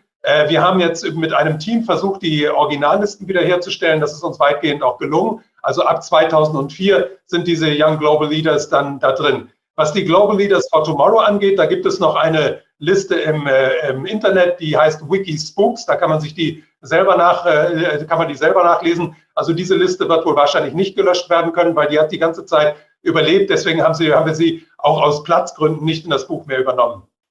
Das ist ganz, ganz spannend. Also zwei Dinge, die du angesprochen hast. Zum einen diese Information, die du nicht drin hast. Darüber können wir natürlich gerne auch im geschlossenen Bereich reden. Unbedingt. Aber auf der anderen Seite möchte ich nochmal FTX aufgreifen, um die Dimension klar zu machen. Denn die Dimension war, FTX hatte einen Firmenwert von 40 Milliarden US-Dollar. Der Gründer, Sam Bankman-Fried, war der zweitgrößte Spender bei den letzten US-Wahlen. Also hat mit 40 Millionen US-Dollar Joe Biden unterstützt und hat gesagt, sollte es dazu kommen, dass Donald Trump gewählt wird, würde er 1 Milliarde an die Demokraten spenden. Also auch das unfassbar. Dazu kommt dann, dass scheinbar die Ukraine auch Gelder, also Hilfsgelder aus EU-Kreisen dort geparkt haben sollten, die unter Umständen auch verschwunden sind. Hier wird gerade recherchiert. Und was mich noch betroffener macht, ist, dass der Herr, der diese Plattform in den Sand setzt, auf der über 1 Million Nutzer täglich 10 Milliarden US-Dollar im Schnitt bewegt haben, mittlerweile sogar öffentlich beim Wall Street Journal war es, glaube ich. Bei der New York Times. Bei der New York Times, Entschuldigung.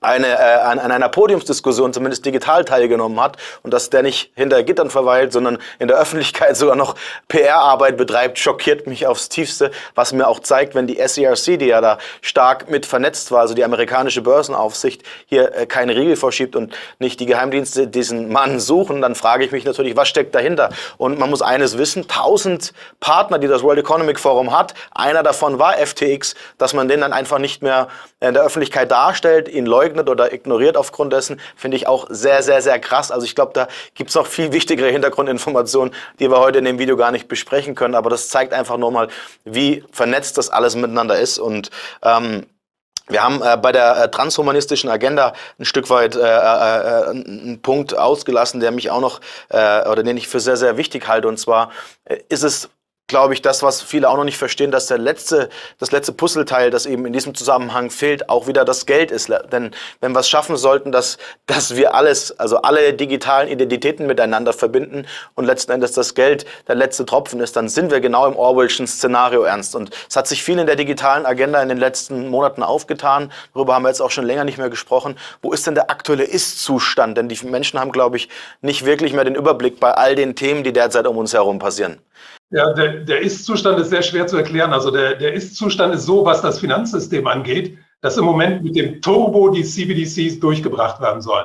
Also nochmal zurück auf FTX. Also dass Sam Bankman-Fried frei herumläuft, ist für mich ein Indiz dafür, man lässt ihn frei herumlaufen, um Kryptowährungen zu diskreditieren. Weil Sam Bankman-Fried ist ein Betrüger. Der hat also für sich selbst 1 Milliarde eingesteckt, für sein Unternehmen 2,3 Milliarden eingesteckt, die alle verloren sind, die nicht mehr aufzufinden sind.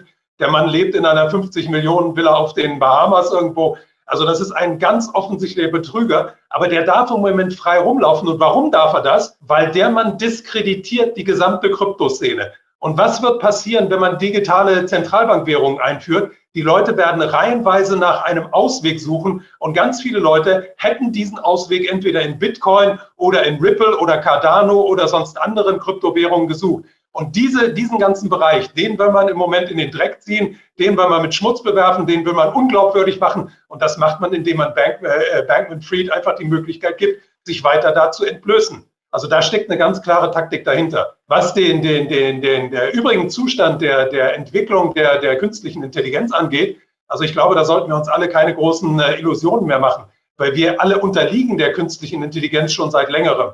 Also wir wissen ja, dass die Zentralbanken seit 2007, 2008 alle auf BlackRock angewiesen sind, weil die damals nicht genug Informationen hatten und auf das Finanzdatenanalyse-System Aladdin von BlackRock zurückgreifen müssten. Und das ist nichts anderes als künstliche Intelligenz. Also künstliche Intelligenz, die alle Informationen aus dem Finanzsystem aufsaugt und gleichzeitig Zukunftsszenarien durchspielt. Also Großunternehmen können sich mit Aladdin vernetzen und da so bestimmte Zukunftsszenarien dann durchspielen. Also was passiert zum Beispiel, wenn 23 der nächste Lockdown kommt? Wie betrifft das mein eigenes Unternehmen? Wie betrifft das bestimmte Währungsumtauschfrequenzen und so weiter? Also da kann man sich alles schon erzählen. Und dieses System bestimmt heute auch schon die Politik der Zentralbanken und damit auch all die Preise, die wir jeden Tag im Alltag bezahlen. Also wir unterliegen längst dieser künstlichen Intelligenz. Es ist wirklich, wirklich Zeit aufzuwachen und sich aufzustellen und zu sagen, das kann so nicht weitergehen. Aber es wird so nicht weitergehen, weil diese Agenda, wie gesagt, die Agenda funktioniert nicht, weil die Agenda ist total unmenschlich. Die lässt sich mit der Selbstbestimmtheit des Menschen nicht vereinbaren. Die einzige Frage, die sich für mich immer noch stellt, ist, wann wird das Ganze kippen? Dass es kippen wird, das ist für mich ganz, ganz außer Zweifel. Vor allem zu AI, um noch 1, 2 Praxisbeispiele zu nennen. Ich bin vor wenigen Wochen auf das Unternehmen OpenAI gestoßen, bei dem übrigens auch Elon Musk der größte Aktionär und Investor ist, wieder mal. Und wenn man dort beginnt, selbst mal Fragen in die AI zu werfen, also Artificial Intelligence, künstliche Intelligenz, dann kommt am Ende des Tages, kommen Ergebnisse raus, die haben mich einfach, also wirklich, die haben mich sprachlos gemacht. Du kannst quasi jede Frage in die künstliche Intelligenz werfen, du bekommst eine plausible, sauber ausformulierte Antwort. Und ich denke, das ist was viele wirklich selbst mal testen sollten. Man kann es bei OpenAI prüfen, um einfach mal zu verstehen, wie weit diese künstliche Intelligenz mittlerweile fortgeschritten ist und wie stark sie uns auch schon an verschiedenen Lebensbereichen dominiert. Wie viele Berufe vor allem irrelevant werden. Also wenn wir uns mal den Journalismus anschauen, der ja maßgeblich davon lebt, dass er aus dem investigativen Bereich sowas herauszaubert, der wird in Zukunft wahrscheinlich zu Großteilen nur noch durch die künstliche Intelligenz gesteuert. Wozu braucht es überhaupt noch Journalisten? Wozu braucht es noch Grafiker? Selbst künstliche Intelligenz ist in der Lage, Bilder zu designen, wenn du gewisse Begriffe vorher hereingibst. Also all diese Berufszweige werden hier, wenn wir die Menschlichkeit verlieren, und das ist, glaube ich, ein wichtiger Bestandteil, und die Selbstbestimmung in Zukunft leiden. Deswegen sollte es jedem im Interesse sein, dass wir auch ein Stück weit daran festhalten, dass das in einem kontrollierten Ausmaß abläuft. Gibt es denn Möglichkeiten, wie wir auch hier wieder Einfluss nehmen, deiner Meinung nach? Ich denke, da kann jeder im Alltag anfangen. Also gerade den jungen Leuten kann ich immer wieder nur sagen, also hört auf, immer digital zu bezahlen bei jeder Gelegenheit. Benutzt mal wieder das Bargeld, seht dafür dazu, dass das nicht noch weiter zurückgedrängt wird. Und jungen Eltern kann man immer wieder nur sagen, also schützt eure Kinder vor diesen Waren mit den iPads und diesen ganzen elektronischen Geschenken, gerade jetzt, wo Weihnachten vor der Tür steht, kauft denen mal wieder ein Buch oder lest denen mal wieder was vor, spielt mal mit denen wieder. Also ich denke, da gibt es 1000 Möglichkeiten im Alltag, sich dieser ganzen Entwicklung zu widersetzen. Also man muss nicht alles einfach so hinnehmen. Und ich glaube aber auch, dass die Menschheit so langsam einen Punkt erreicht hat, wo das also auch genug ist. Also ich kenne jetzt über meine Kinder auch junge Leute, relativ viele junge Leute, wo ich merke, dass eine gewisse Sättigung auftritt. Also die waren immer eine ganze Zeit lang sehr begeistert von dieser ganzen Digitalisierung, aber die merken dann auch irgendwann, dass es doch einen Unterschied macht, ob man digital zu Hause ist oder ob man an der frischen Luft irgendwie Sport treibt. Da gibt es schon gewisse Unterschiede. Und man sollte nicht vergessen, dass wir alle aus der Natur kommen und eigentlich auch in die Natur gehören und nicht irgendwie auf einem Stuhl vor einem digitalen Gerät geboren wurden und unser Leben davor verbringen sollten. Ich denke, das schönste Beispiel ist auch, wenn man die Kinder anspricht, einfach einmal die ungeteilte Aufmerksamkeit zu schenken und vor allem, was dabei herauskommt, wie sich die Kinder entwickeln, wenn man nicht ständig am Handy nebenher rumdattelt und sich wirklich darauf fokussiert, dass es noch mehr gibt als das, was wir hier gerade sehen. Schauen wir uns nochmal das nächste Thema an, und zwar das Thema Kriege hat mich auch sehr empört, und zwar, man geht ja davon aus, dass Kriege zwischen einzelnen Staaten stattfinden, doch wenn man weiß, dass das World Economic Forum mittlerweile an allen Staatsoberhäuptern dran ist, zumindest nahezu an allen, es gibt ja auch Strittigkeiten darüber, ob Wladimir Putin überhaupt noch Teil des World Economic Forums ist. Aber wenn man sich das Ganze mal anschaut, dann die Frage, an welchen Kriegen war das WWF deiner Meinung nach denn direkt oder vielleicht indirekt beteiligt? Was geben deine Recherchen hier aus deinem Buch? Na, die ganz einfache Sache ist die, dass wenn einer auf der Welt in den letzten 50 Jahren Kriege hat verhindern können, dann wäre das Klaus Schwab gewesen. Also nehmen wir mal das Beispiel Ukraine-Krieg. Klaus Schwab ist bestens bekannt mit Wladimir Putin. Er ist bestens bekannt mit Herrn Zelensky. Er ist bestens bekannt mit Joe Biden. Er hätte Macron mit an den Tisch nehmen können. Er hätte Olaf Scholz mit an den Tisch nehmen können. Er hätte diese ganzen Leute zusammenbringen können und in einer stillen Runde in Davos mal sagen können, Leute, legt mal eure Differenzen auf den Tisch, wir diskutieren das mal aus und wir verhindern, dass es dann zum Waffengang kommt. Er hat nichts dergleichen getan. Also, und das gilt nicht nur für den Ukraine-Krieg, sondern es gilt auch für alle anderen Auseinandersetzungen der Vergangenheit. Also es gibt einen Menschen auf der Welt, der die Handynummern von allen Führern der Welt und von allen Konzernspitzen der Welt in seinem Handy, die Nummern in seinem Handy hat und der diese Leute sofort erreichen kann und denen sofort sagen kann, pass mal auf, so geht es nicht. Wir müssen mal miteinander reden. Wir müssen sehen, dass wir die Menschen schützen vor dem, was sie jetzt gerade im Moment bedroht. Aber Klaus Schwab hat geschwiegen und das ist für mich, der hat sich damit schuldig gemacht. Ja, wichtig anzusprechen, vor allem in der Zeit, in der wir uns heute bewegen, in der auch ein dritter Weltkrieg vielleicht auch gar nicht mehr wirklich auszuschließen ist, als die Nachricht kam, dass in Polen mutmaßlich eine russische Rakete eingeschlagen ist, glaube ich, jedem erstmal der Atem angehalten. Es hat sich dann recht schnell aufgeklärt und mich hat es auch gewundert, dass seitens Washington so schnell die Informationen kamen. Welche Rolle spielt denn derzeit die USA in dem ganzen Zusammenhang? Also für mich vor allem bedrückend, wenn man sich anschaut, dass Olaf Scholz mit Joe Biden auf einer öffentlichen Podiumsdiskussion in einem Gespräch war und Joe Biden dabei sogar noch sagte, dass wenn es zum Einmarsch und zur Invasion Russlands in der Ukraine käme, dass Nord Stream 2 nicht mehr existiert. Siehst du hier Zusammenhänge? Und vor allem, wenn du sie siehst, warum sieht sie der restliche Journalismus nicht? Na, der restliche Journalismus versucht immer eine Seite zu ergreifen. Also entweder die Leute sind auf der Seite der USA oder sie sind auf der Seite Russlands. Und das große Problem ist, die sehen nicht, dass es eine größere Kraft im Hintergrund gibt, die eigentlich die Fäden zieht. Also für mich ist das Weiße Haus noch nie entscheidend gewesen, auf jeden Fall nicht in den letzten 120 Jahren. Also die Politik des Weißen Hauses ist im gesamten letzten Jahrhundert von den Großbanken der Wall Street bestimmt worden und die wird im Moment von den großen Vermögensverwaltern bestimmt. Also wir haben ja schon erwähnt, wie unglaublich mächtig BlackRock ist, aber man muss sich mal vergegenwärtigen, BlackRock hat als Hauptaktionär Vanguard, das ist die zweitgrößte Vermögensverwaltung und das ist, die beiden zusammen verwalten zusammen alleine schon über 17 Billionen Dollar. Die beiden sind aber zusammen auch noch Hauptaktionäre der nächsten 6 von den weiteren 8 größten, also von den 10 größten Vermögensverwaltern der Welt sind 8 direkt abhängig von Vanguard und BlackRock. Also diese beiden Vermögensverwalter haben so viel Macht, wie noch nie irgendeine Bank, auch keine Großbank der USA jemals gehalten hat. Und die geben den Ton an. Das zusammen mit den Digitalkonzernen, weil die Digitalkonzerne sind natürlich auch ungeheuer wichtig. Erstens sind diese beiden, BlackRock und Vanguard, die Hauptaktionäre sowohl von Alphabet, Amazon, Microsoft und Apple, aber auch gleichzeitig haben die fast alle anderen Unternehmen auf der Welt in der Hand, weil die ja deren Datenströme kontrollieren. Also das hat es ja noch nie in der Geschichte der Wirtschaft gegeben, dass ein Zweig, ein Bereich, nämlich die IT-Industrie, über die Interna aller anderen Industrien Bescheid wusste. Und man muss sagen, diese großen IT-Konzerne, die wissen alles über jedes mittelständische Unternehmen, die wissen auch alles über jedes andere Großunternehmen. Deswegen sind die so mächtig. Und deswegen muss man sich nicht damit aufhalten, sich zu überlegen, was macht denn Joe Biden, was macht Olaf Scholz. Man muss einfach sich immer wieder vergegenwärtigen, die beiden sind nichts anderes als Marionetten, die das ausführen, was die Großen im Hintergrund gerne mögen. Und natürlich mögen die im Hintergrund sehr gerne, wenn die Leute immer wieder ablenken. Wenn die also für kleine Skandälchen sorgen oder wenn die sich bekriegen, wenn das dann darum geht, also hat der irgendwie recht oder hat der recht, ist Putin nun im World Economic Forum, ist er nicht im World Economic Forum? Putin hätte das Ganze schon längst aufklären können. Er hätte sich mal ganz klar dazu äußern können. Klaus Schwab hätte sich auch dazu äußern können. Keiner von denen äußert sich dazu. Die wollen, dass diese Konflikte immer schwelen, weil so kann deren Agenda einfach weitergehen. Dann schauen wir uns doch mal an, was die Zuschauerfragen an dich richten, lieber Ernst. Und zwar, wie kommt es, dass in diesem Land so eine schlechte Politik das Volk vernichten darf und sich keiner wehrt? Ist jetzt mal eine allgemeine Frage, fand ich toll. Biggie Hook fragt das. Ja, das liegt an dem Unwissen der Mehrheit der Menschen. Also die Mehrheit der Menschen versteht einfach nicht, was um sie herum passiert. Die Leute haben vor 2,5 Jahren geglaubt, dass sie durch eine Krankheit unglaublich bedroht werden. Die Leute glauben jetzt zum großen Teil, dass sie durch den Wandel des Klimas unglaublich bedroht werden. Die haben bisher noch nicht begriffen, dass dahinter eine Agenda steckt von sehr mächtigen und sehr wohlhabenden Menschen, die versuchen, ihre Macht unter Bedingungen aufrechtzuerhalten, unter denen diese Macht eigentlich nicht aufrechtzuerhalten ist.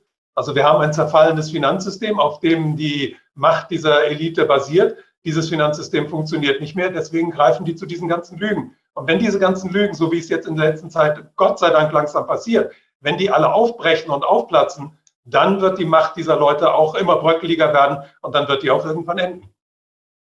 Danke. Die nächste Frage kommt von Hasso Sens. Ich hoffe, ich spreche es richtig aus. Welche Rolle spielte das WWF im Zusammenhang mit dem Kalten Krieg und den aktuellen Kriegen? Gut, es gibt ja mehrere Kriege aktuell. Ich nehme jetzt mal an, Russland, ja, Ukraine und Taiwan, China oder vielleicht auch Iran. Das können wir ja vielleicht mal ein bisschen zusammenfassen. Ja, auch der Kalte Krieg war ja eine große Ablenkung der Leute. Also im Rahmen des Kalten Krieges haben ja damals auch im Hintergrund die Großbanken der USA eine ganze Menge Geschäfte gemacht. Also man muss immer bedenken, dass auch die Errichtung der Sowjetunion, also selbst die russische Revolution wird uns ja als etwas Falsches verkauft. Also die russische Revolution als Revolution hat es nie gegeben. Das ist ein Putsch gewesen, der ist damals finanziert worden, hauptsächlich von Deutschland, vom Deutschen Kaiserreich. Und da waren also westliche Geldgeber dahinter. Das Gleiche gilt für den Zweiten Weltkrieg und für die Aufteilung der Welt nach dem Zweiten Weltkrieg. Also es ist nie so gewesen, dass es da tatsächlich immer nur diesen Disput gegeben hat zwischen Russland und dem Ostblock, sondern dieser Disput ist immer angeheizt worden, vor allem damals vom militärisch-industriellen Komplex, weil der hat daran richtig verdient.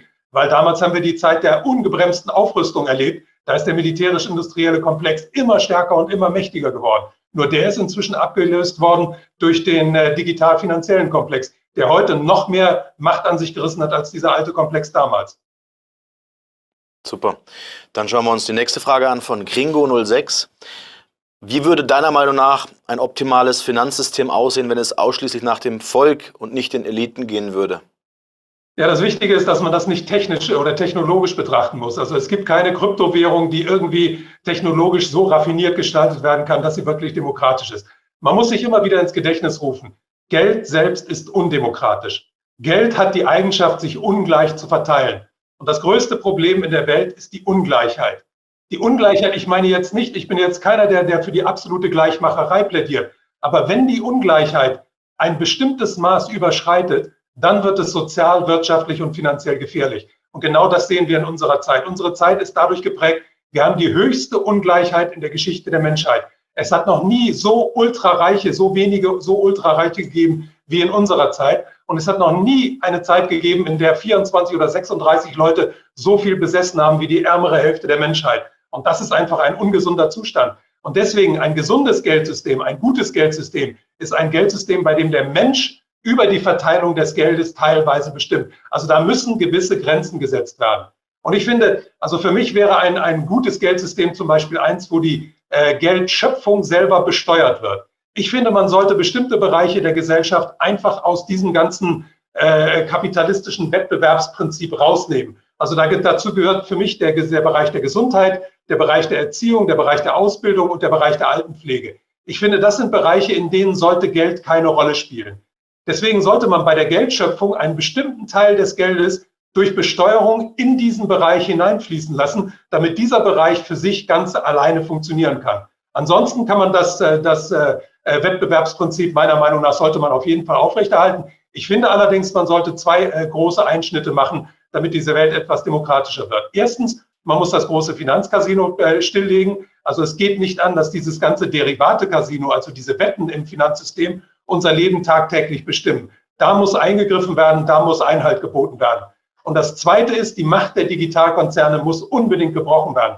Und die muss man nicht mit Gewalt brechen, sondern die kann man auf eine ganz einfache Art und Weise brechen. Und zwar, man muss nichts anderes tun, als Lizenzen und Patente freigeben. Sobald die freigegeben sind, werden Apple und Amazon sich nicht mehr zurücklegen können und sagen können, wir sind die Herrscher der Welt. Wir sehen das zum Beispiel an dem System Linux, an diesen ganzen Open-Source-Systemen. Die funktionieren, indem die Kreativität der Menschen gebündelt wird und zusammengebracht wird. Und die Kreativität der Menschen, die ist grenzenlos. Die Menschen würden ganz schnell tollste Systeme entwickeln, wenn diese Behinderung durch diese ganzen Patenten und Lizenzen wegfallen würden. Also das sind für mich so die Ansätze, wie eine bessere Gesellschaft gestaltet werden könnte. So, und noch eine Abschlussfrage, und zwar, was treibt Ernst Wolf an? Sie leben doch sicher sehr gefährlich, fragt A.S.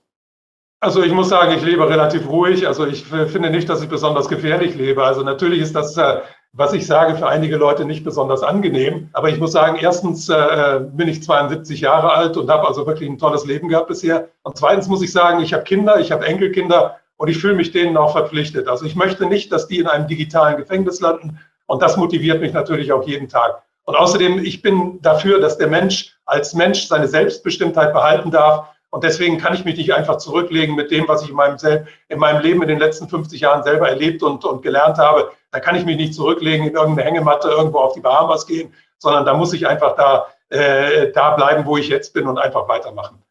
So einfach ist das. Ganz, ganz wichtig und wertvoll, und ich glaube auch, du bist... Darf ich noch ganz was Persönliches sagen? Im Übrigen gibt es auch immer ganz wunderschöne Belohnungen. Also ich schwitze jetzt im Moment ein bisschen, weil ich diesen Pullover die ganze Zeit getragen habe. Ja. Den habe ich nicht umsonst getragen. Den habe ich deswegen getragen, den hat mir eine alte Dame aus der Schweiz zugeschickt, und zwar als Dankeschön für meine Videos. Der hat gesagt, falls es tatsächlich zu einem Energieproblem in Deutschland kommen sollte, dann möchte ich, dass Sie weitermachen und dass Sie warm bleiben dabei. Und ich finde, also das ist doch wirklich eine tolle Belohnung für unsere Arbeit. Als kleines Dankeschön, dass Sie so lange dran geblieben sind, liebe Zuschauer, möchten wir jetzt nochmal 10 Exemplare dieses Buchs verschenken. Also alle, die hier unten in die Kommentare schreiben, nehmen automatisch mit an der Verlosung teil. World Economic Forum, wir verlinken das Buch auch für alle, die keins gewinnen. Einfach unter das Video auf den Link und klicken.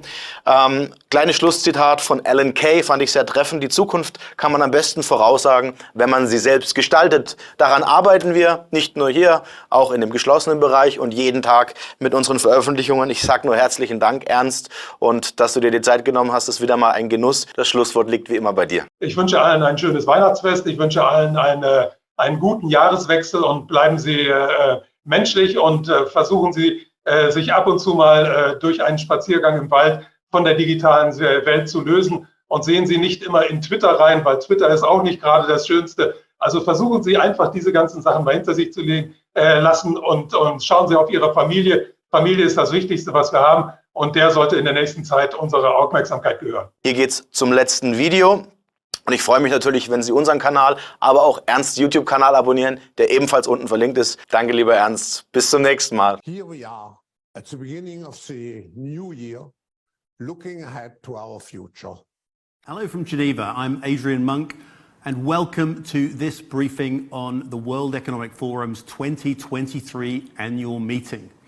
I'm joined here in our studio in Geneva by 4 of my colleagues on the forum's managing board: Sadia Zahidi, Borge Brenda, our president, Gim Hui, and Mirek Dusek. Here we are at the beginning of the new year, looking ahead to our future, characterized by unprecedented multiple crises. And even worse, those economic, environmental, social, and geopolitical crises are converging and conflating, creating an extremely versatile and uncertain future. So far, it's no surprise that generally we are all stuck in a crisis mindset. And that leads to short-term decision-making that may have long-term unintended damaging consequences. Davos should help to shift that mindset. The annual meeting at Davos shall try to make sure that leaders do not remain trapped in this crisis mindset, but develop a longer-term, constructive perspective and to shape the future in a more sustainable, more inclusive, and more resilient way. This year's annual meeting has a record participation across the board. It has an unprecedented participation from governments, international organizations, and enterprises, but also strong engagement of civil society, of social entrepreneurs, of activists, and above all, the participation of the younger generation whose future is at stake. Only personal interaction creates the necessary level of trust, which we need so much in our fragmented and fractured world. To bring people together for an informal dialogue in a remote Swiss village such as Davos can be or should be a good recipe to restore trust. The problem today is that decision makers are overwhelmed by the complexity of issues they have to face, and no sustainable solution can be found if we do not see the interconnectivity and interdependence of all those issues, and if we are not able to connect the dots. That is why we always try in Davos to focus on the global agenda in a comprehensive and in a holistic manner. The World Economic Forum is, as you know, the international organization for public-private cooperation. And public-private cooperation becomes even more essential today with the rising role of the state on the one hand, and the accelerating importance of business-driven innovation and technology on the other hand. In view of what is at stake, it is crucial that the annual meeting in Davos does not take place in a secluded way, but is a catalyst for creating public awareness, public discussion, and possibly solutions for the challenges which we face, particularly at the beginning of 2023. With your participation, we hope to achieve all those objectives, and thank you for helping to interpret the deep systemic transformation processes the world is undergoing. We have record participation of head of states and governments, 52, and if we include them cabinet ministers, we have 379 public figures at our annual meeting. We also know there is a lot of focus on Europe.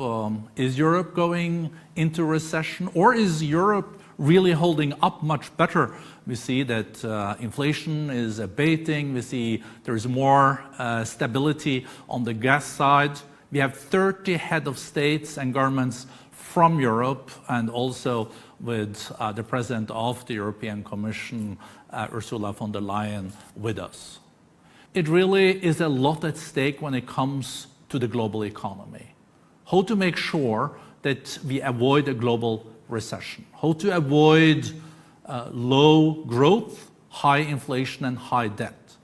We have never had so many finance ministers in Davos as this year.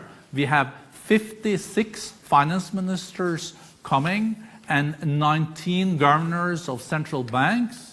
So how do we build the inclusive, sustainable, and resilient growth?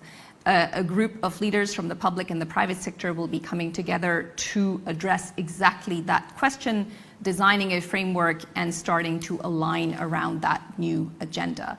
That also includes thinking more about the markets of tomorrow, the specific areas of investment, everything from power storage to education technologies that can create the right kind of resilient, sustainable, and inclusive growth of the future. The second area is around people, so the human capital agenda. Without adequate investments in skilling and in education, none of these opportunities can really play out, and nor will we have the kind of societal resilience that is needed to be prepared for future inevitable shocks.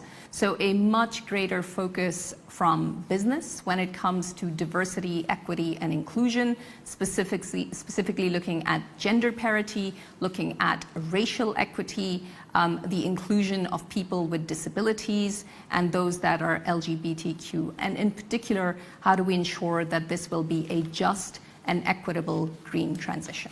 Those will be some of the things that will be top of the agenda next week. We will have highest ever business participation at the annual meeting in Davos, with over 1,500 leaders registered across 700 organizations, including over 600 of the world's top CEOs. Among those will be close to 100 innovators. So again, speaking to the need to offer new solutions to disrupt positively bottom up. We will have also the highest representation ever of women business leaders among the business leaders registered. And in terms of sectors, all sectors will be represented. And obviously, again, we will be setting it in the larger frame of how do these industries really contribute to the larger systemic need for progress. Finally, we will have key industries and key business leaders represented from all geographies of the world. We will premiere a plenary briefing by climate scientists on the state of our global commons. And today, climate change, ecosystem collapse are the biggest threats to humanity. Temperatures have now risen to at least 1.2 degrees above pre-industrial levels. Number of climate-related disasters has increased almost 35% since the 90s. The meeting will focus on how we will reshape and lay a new foundation for agricultural industrial systems, address changes needed in our production and consumption models, while dealing with the immediate challenges, whether these are lives, jobs, water, food, and energy security issues. The annual meeting will continue to foster multi-stakeholder partnerships. And in addressing the challenges, the key message is that everyone has responsibility and everyone can and must contribute to the solutions. Looking at how philanthropy can be catalytic to unlock systems change and scale public-private action on climate and nature. We need to increase ambition levels, but also build a bias for action. We are running out of time, and the meeting will really focus on how to achieve speed and scale and bring everyone along without compromising on quality and integrity. So a lot of the conversations will be centered around activating, stimulating the marketplace for green products and services. We have a community of CEO climate leaders, it's 127 of them, and the number is growing. And alongside with thinking about how to transform their organizations for net zero, they will also look at working with suppliers to decarbonize their value chains. The other program that I will briefly update is the First Movers Coalition. It addresses industry decarbonization by aggregating demand and looking to work with governments to provide the right policy, financial support. And this was launched as a collaboration between the Forum and the US State Department, focusing on materials, long-distance transport, which account for 30% of global emissions. But much of what we'll be trying to look at next week is the emerging opportunity to deploy technology across multiple sectors, including agriculture, including education, including energy. And that actually means technology is much more ubiquitous across multiple sectors. And the longer we postpone the transition, the more risks and consequences we'll likely have to bear as businesses, as societies, as a collective. And a lot of the conversations will be centered not just around how business can seize on these opportunities, but how policymakers, how civil society can contribute and provide the right support so that collectively we can actually catalyze the transition and move to new agricultural, industrial systems, and also consumption and production models. Definitely, we will have a high-level Ukrainian delegation in Davos. I can't disclose the full delegation here now, as some other delegations have asked, also due to security concerns, not to be shared yet. But there will be several sessions related to the war in Ukraine and the fallouts. It is so exciting that at the beginning of the year, we can meet again in person. Only personal interaction creates the necessary level of trust, which we need so much in our fragmented and fractured world. To bring people together for an informal dialogue in a remote Swiss village such as Davos can be or should be a good recipe to restore trust. Good evening, and a very cordial welcome to the annual meeting 2023. I express this cordial welcome on behalf of the Board of Trustees and my colleague, Borge Brend, is the President, and all the members of the Management Board, as well as all the people who are here to make your stay here enjoyable and productive. We couldn't meet at a more challenging time. We are confronted with so many crises simultaneously. What does it need to master the future? I think to have a platform where all stakeholders of global society are engaged.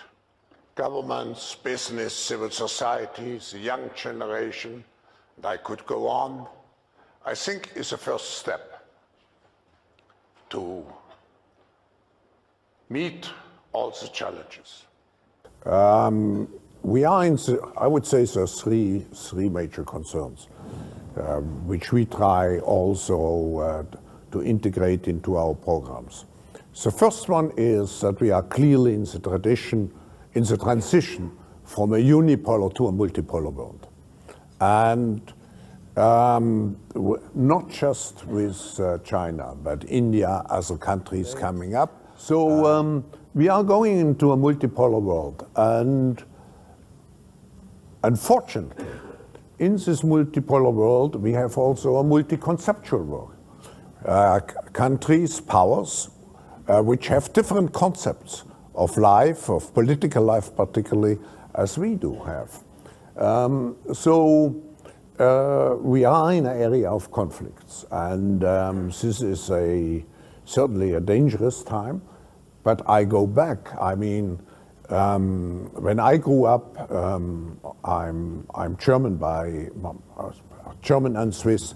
But when I grew up during the Cold War, I remember that my mother always had a number of gold coins in her purse to leave the city we were in the matter of some hours or some minutes if the Russians would come. I mean, the world was always full of tensions. I'm more concerned, frankly, about the impact of the possible negative impact of the fourth industrial revolution. This afternoon, the Secretary General and Klaus Schwab, the founder of the World Economic Forum, will witness the signing of a memorandum of understanding on a strategic partnership between the UN and the World Economic Forum, which outlines areas of cooperation to deepen engagement between the two institutions and to jointly accelerate the implementation of the 2030 Agenda.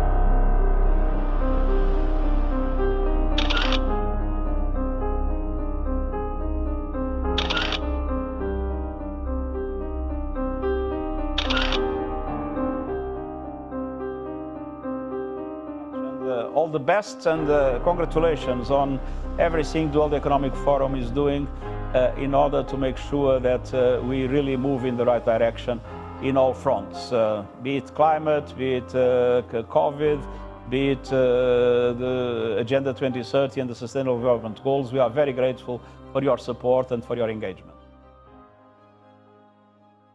We can do together to develop appropriate regulatory frameworks, infrastructure and skills to support and enable the fourth industrial revolution.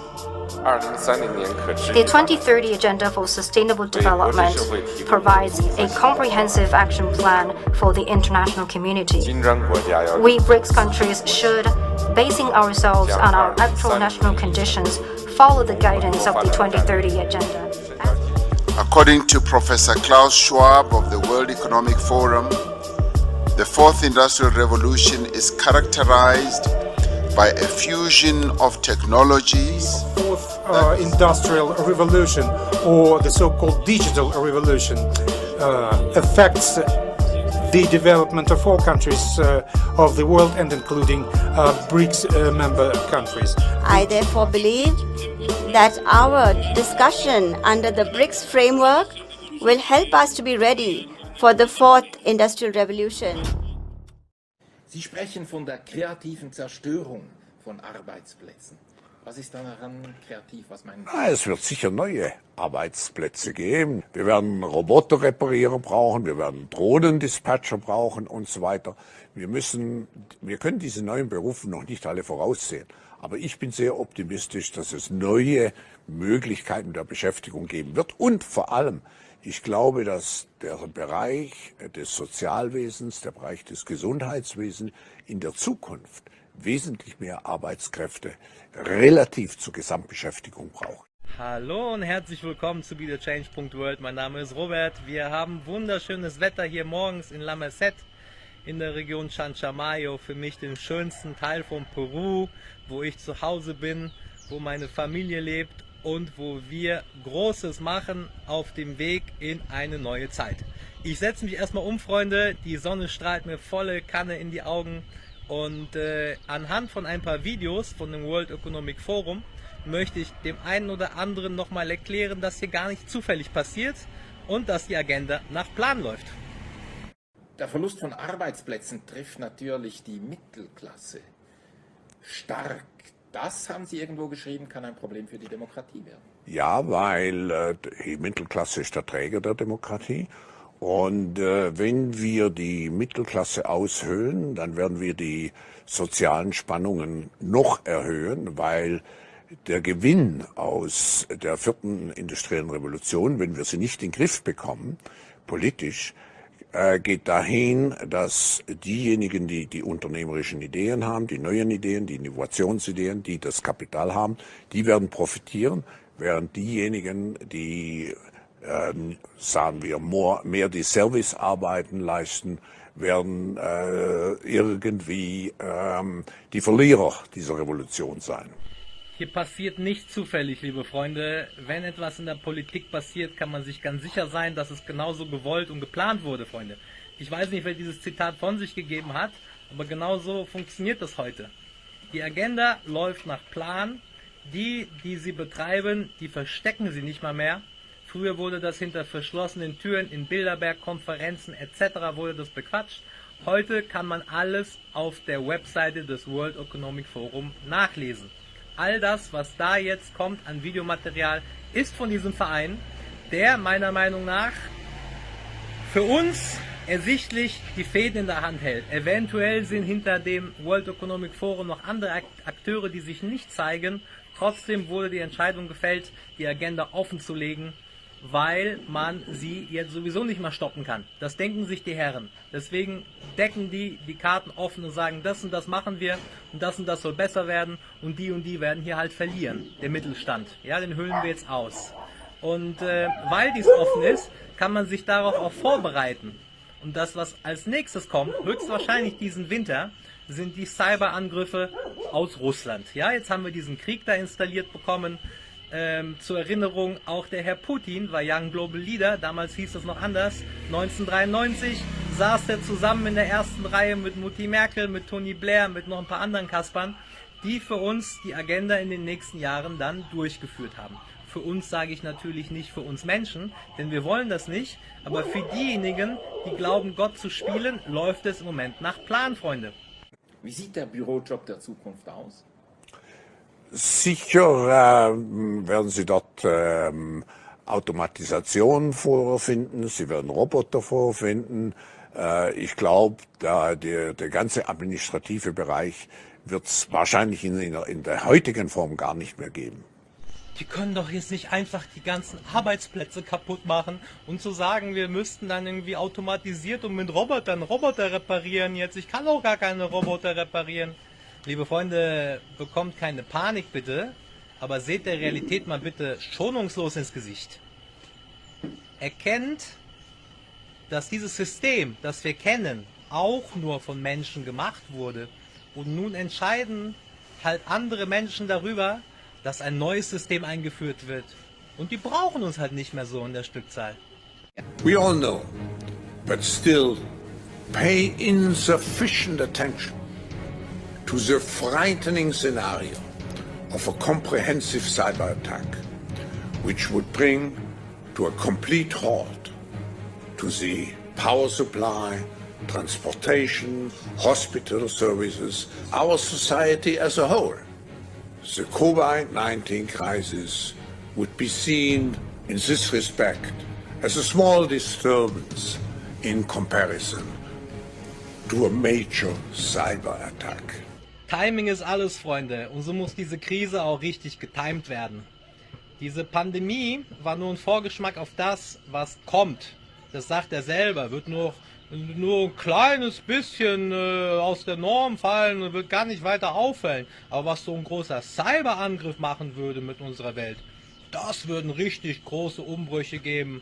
So ein richtig großer Great Reset, sagt der alte Mann da. Was er damit meint, dass das Ganze gesteuert wird, wann es passiert. Meiner Meinung nach ist der Zeitpunkt jetzt optimal.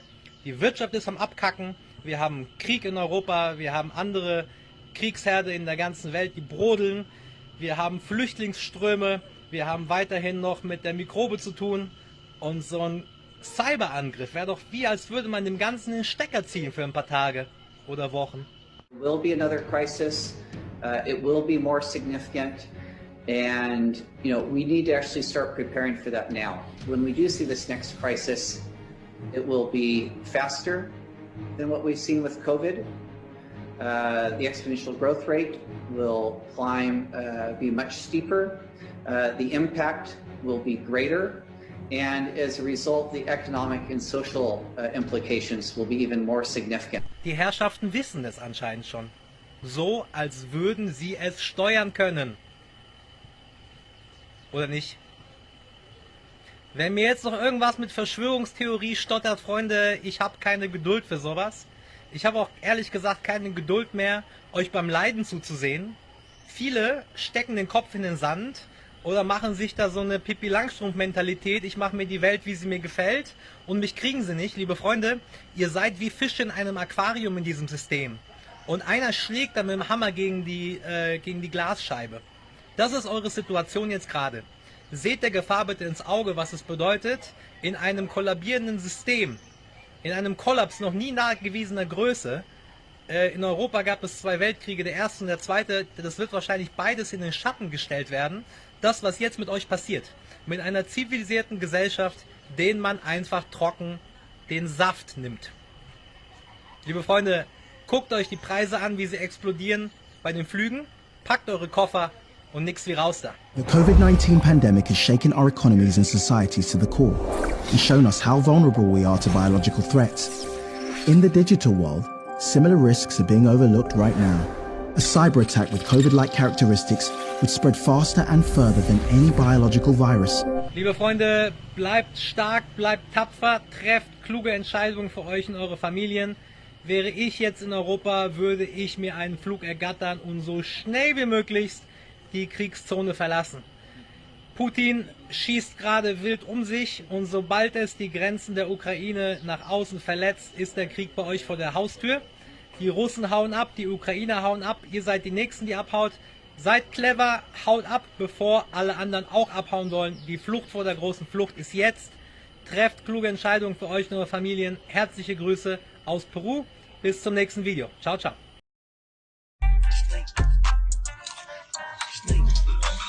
These are crickets from Mexico, from Oaxaca. These are grasshopper kebabs, teriyaki marinated, quite delicious. I heartily encourage that you try one. Okay. Arno, do you want to try it? You want to try one? I have plenty for everyone. You try it? Yes? No? Yes? You don't have to. You don't have to. All right. Ready? Nice. Cheers. Nice. Are you in? I do already. Yeah. Yes, try this. It's all right, right? That's it. You know, I wouldn't serve it if it wasn't good. That's my what's motto. that now? Yeah. So, you know, also right here, if you have kids, you're always serving them ants on a log with raisins. Come on, really. These are ants on a log with ants.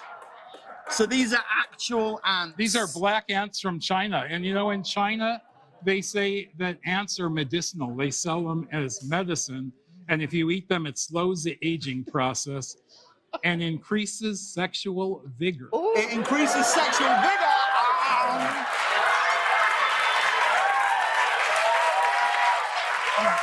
Oh, all right, you're going to pass. I never force food on anyone. I like to eat, but damn. Is there anything you won't try? You know, growing up as a kid, I hated calf's liver, and I still hate it. That's where I draw the line. Anything else? I'm fine.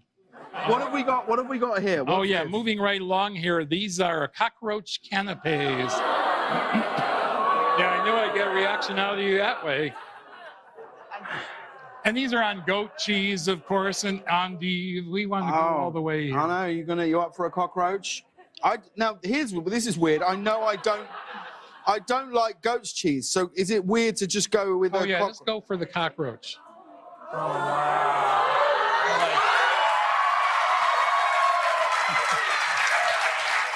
all right. You know, living in a basement apartment, you see a lot of these. That's right. This is like eat them to beat them. I believe so much in the mission of Beyond Meat that I've stepped in to help with my greatest asset, my taste. This plant-based meat is not only amazingly delicious, but it's also better for you and better for the planet. It's a simple change that makes a really big difference. And now that I'm Beyond Meat's Chief Taste Consultant, there's never been a better time to go beyond. You know, move up to tarantulas. Go ahead. How do you flip a scorpion?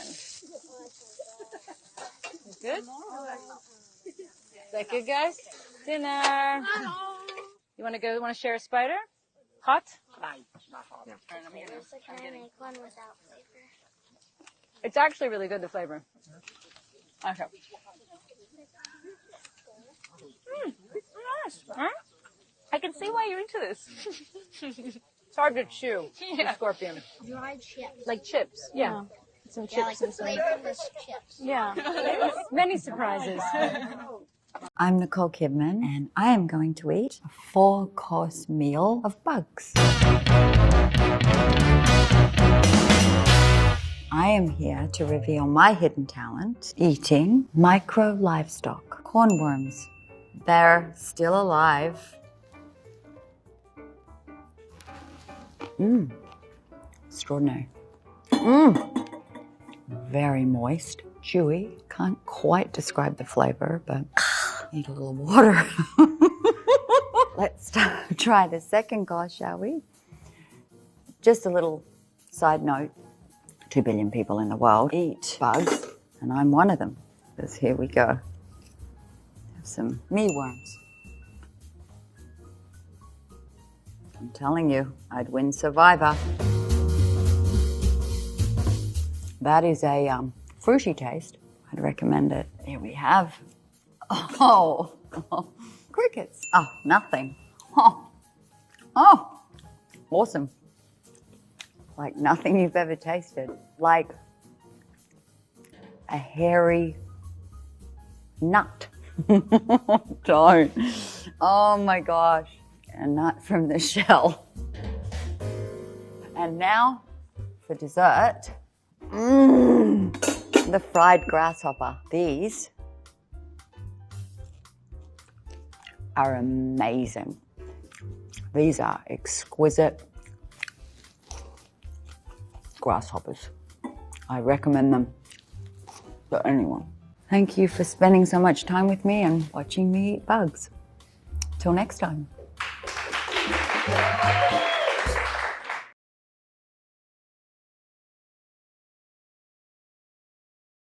Comment vous réagissez par rapport à toutes ces théories du complot? No, of course, I'm very sad. Ça me rend très triste. And we are just now where we move into the exponential phase. And I agree. Artificial intelligence, but not only artificial intelligence, but also the metaverse, new space technologies, and I could go on and on, synthetic biology. Our life in 10 years from now will be completely different, very much affected, and who masters those technologies in some way will be the master of the world. Come out being thought leaders, great organizational leaders. Our young global leaders are selected by the top editors-in-chief around the world. After our own internal review, we work with Hydrogen Struggles externally in 65 offices around the world to vet the shortlisted candidates.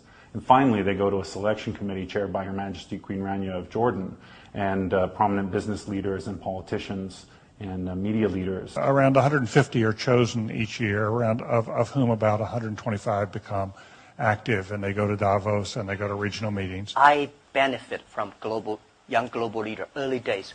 When I listened to Bill Gates and Bill Clinton and George Soros, these guys, at that time we don't have that many people. A lot of folks here knew each other already, and my hope was to meet them for the first time and it's going pretty well. We can easily address taboos. We can tell politicians how things really are, which obviously once we're 10 years further and we're all running countries or huge companies or whatever, it might become slightly more difficult. There was an initiative launched called the Public Leadership Initiative by YGLs, and the aim was to try to capture the interest of young global leaders, no matter which sector that they are from, to potentially serve their countries. We've already had a number of people that have gone through that program who have then decided to run for office. My commitment will be to add value.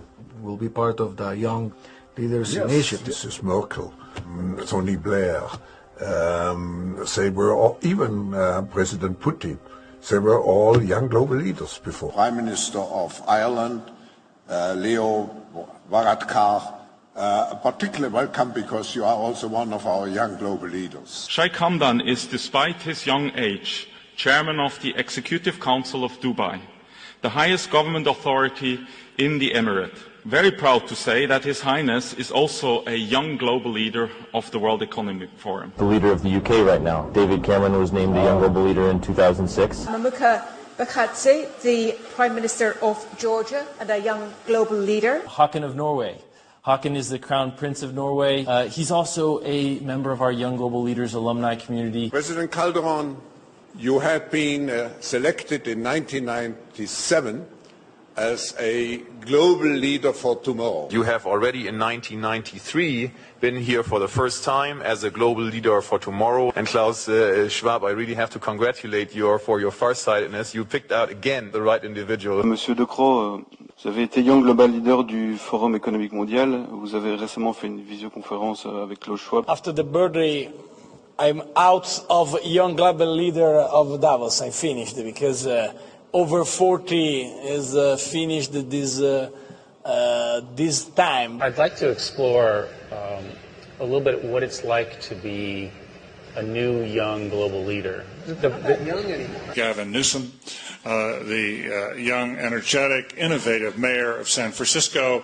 He is also among those who are the young global leaders here at Davos this year. Bozidar Jelic, the Deputy Prime Minister for European Integration and Minister of Science and Technology Development of Serbia, and a young global leader. She was named a young global leader by the World Economic Forum. Minister Juli. Minister Mohamed Lutfi, the Minister of Trade of Indonesia and a young global leader. Juan Carlos Pinzón Bueno, Minister for the National Defense of Colombia, young global leader. Chrystia Freeland, she's the Minister of International Trade of Canada and used to be a young global leader of the World Economic Forum, if I may mention that. I'm afraid it's true. What we are very proud of now is the young generation, like Prime Minister Trudeau, President of Argentina and so on, that we penetrate the cabinets. So yesterday I was at a reception for Prime Minister Trudeau, and I know that half of this cabinet, or even more half of this cabinet, are for our actually young global leaders of the World Economic Forum. That's true in Argentina as well. It's true in Argentina, and it's true in France now. I'm with the president, who is a young global leader. Klaus Schwab is the head of the World Economic Forum, and he bragged how his subversive WWF, World Economic Forum, has, quoted, infiltrated governments around the world. He said that his organization had penetrated more than half of Canada's cabinet. Could the member please name which cabinet ministers are on board with the WEF's agenda? My concern is the deputy. Order. I know that the member was in a really good question there, but the audio is really bad and the video is really bad as well. That member is promoting open disinformation. That's not debate. On the G20, you were there meeting some of the leaders as well. Professor Schwab, what do you make of the result? Finally, they put something as a statement, and it seems quite positive with all the voices included. I think it's positive. It's already positive through the fact that everybody agreed about the statement, which we haven't had the last years. Now the base has been formed, but we have to go one step further. We have to have a strategic mood. We have to construct the world of tomorrow It's a systemic transformation of the world. So we have to define how the world should look like, which we want to come out of this transformation period. I respect China's achievements, which are tremendous over the last over 40 years. I think it's a role model for many countries, but I think also we should leave it to each country to make its own decision what system it wants to adopt. And I think we should be very careful in imposing systems. But the Chinese model is certainly a very attractive model for quite a number of countries. Ich glaube, wir sind zum ersten Mal mit einer Situation konfrontiert, wo wir verschiedene Krisen, lebensbedrohende Krisen, gemeinsam und gleichzeitig zu bewältigen haben. Dazu gehört natürlich der Krieg in der Ukraine, dazu gehört die Weltwirtschaft mit einer drohenden Hungersnot auch, dazu gehört der Übergang von einer Covid-Pandemie in ein normales Leben und schließlich nicht zu vergessen die dringende Zeit, die wir zur Verfügung haben, um die Klimafrage zu lösen. Sehr, sehr viele Fragen, große Herausforderungen. Of Henry Kissinger, which really opened my eyes. I wasn't accepted to the seminar, but I sat in. I think he let me in because I was German. And it was relatively shortly after the war. There were not too many Germans here. And this created a friendship which has endured until today. And you know, Henry has been several times in Davos. I met for the first time Henry Kissinger. Yeah. And I met at the Kennedy School, I met Henry Kissinger. And Henry Kissinger changed my life because he evoked my interest for political issues. So without having been here and having spent this year here, I wouldn't be what I am. I have met practically every leader in the last 40 years. And there were only 3 or 4 leaders who really made a lasting impression on me. And another one was my teacher at Harvard 50 years ago, Professor Henry Kissinger. I'm delighted to see you, Dr. Kissinger, on the screen. And for me, it's a very moving moment. Thank you so much for making yourself available to discuss with the audience here in Davos, with which you are quite familiar. I think that President Xi's speech was of fundamental significance. It laid out a concept for globalization and the construction of an international order. Of how we can really create, I would say, a new world order. I feel we should be very grateful to you, Henry. I would like to thank you very much. I would like to thank you personally also for the 50-year-long mentorship and all the advice you have given me. Thank you, and we appreciate it very much. Please join me.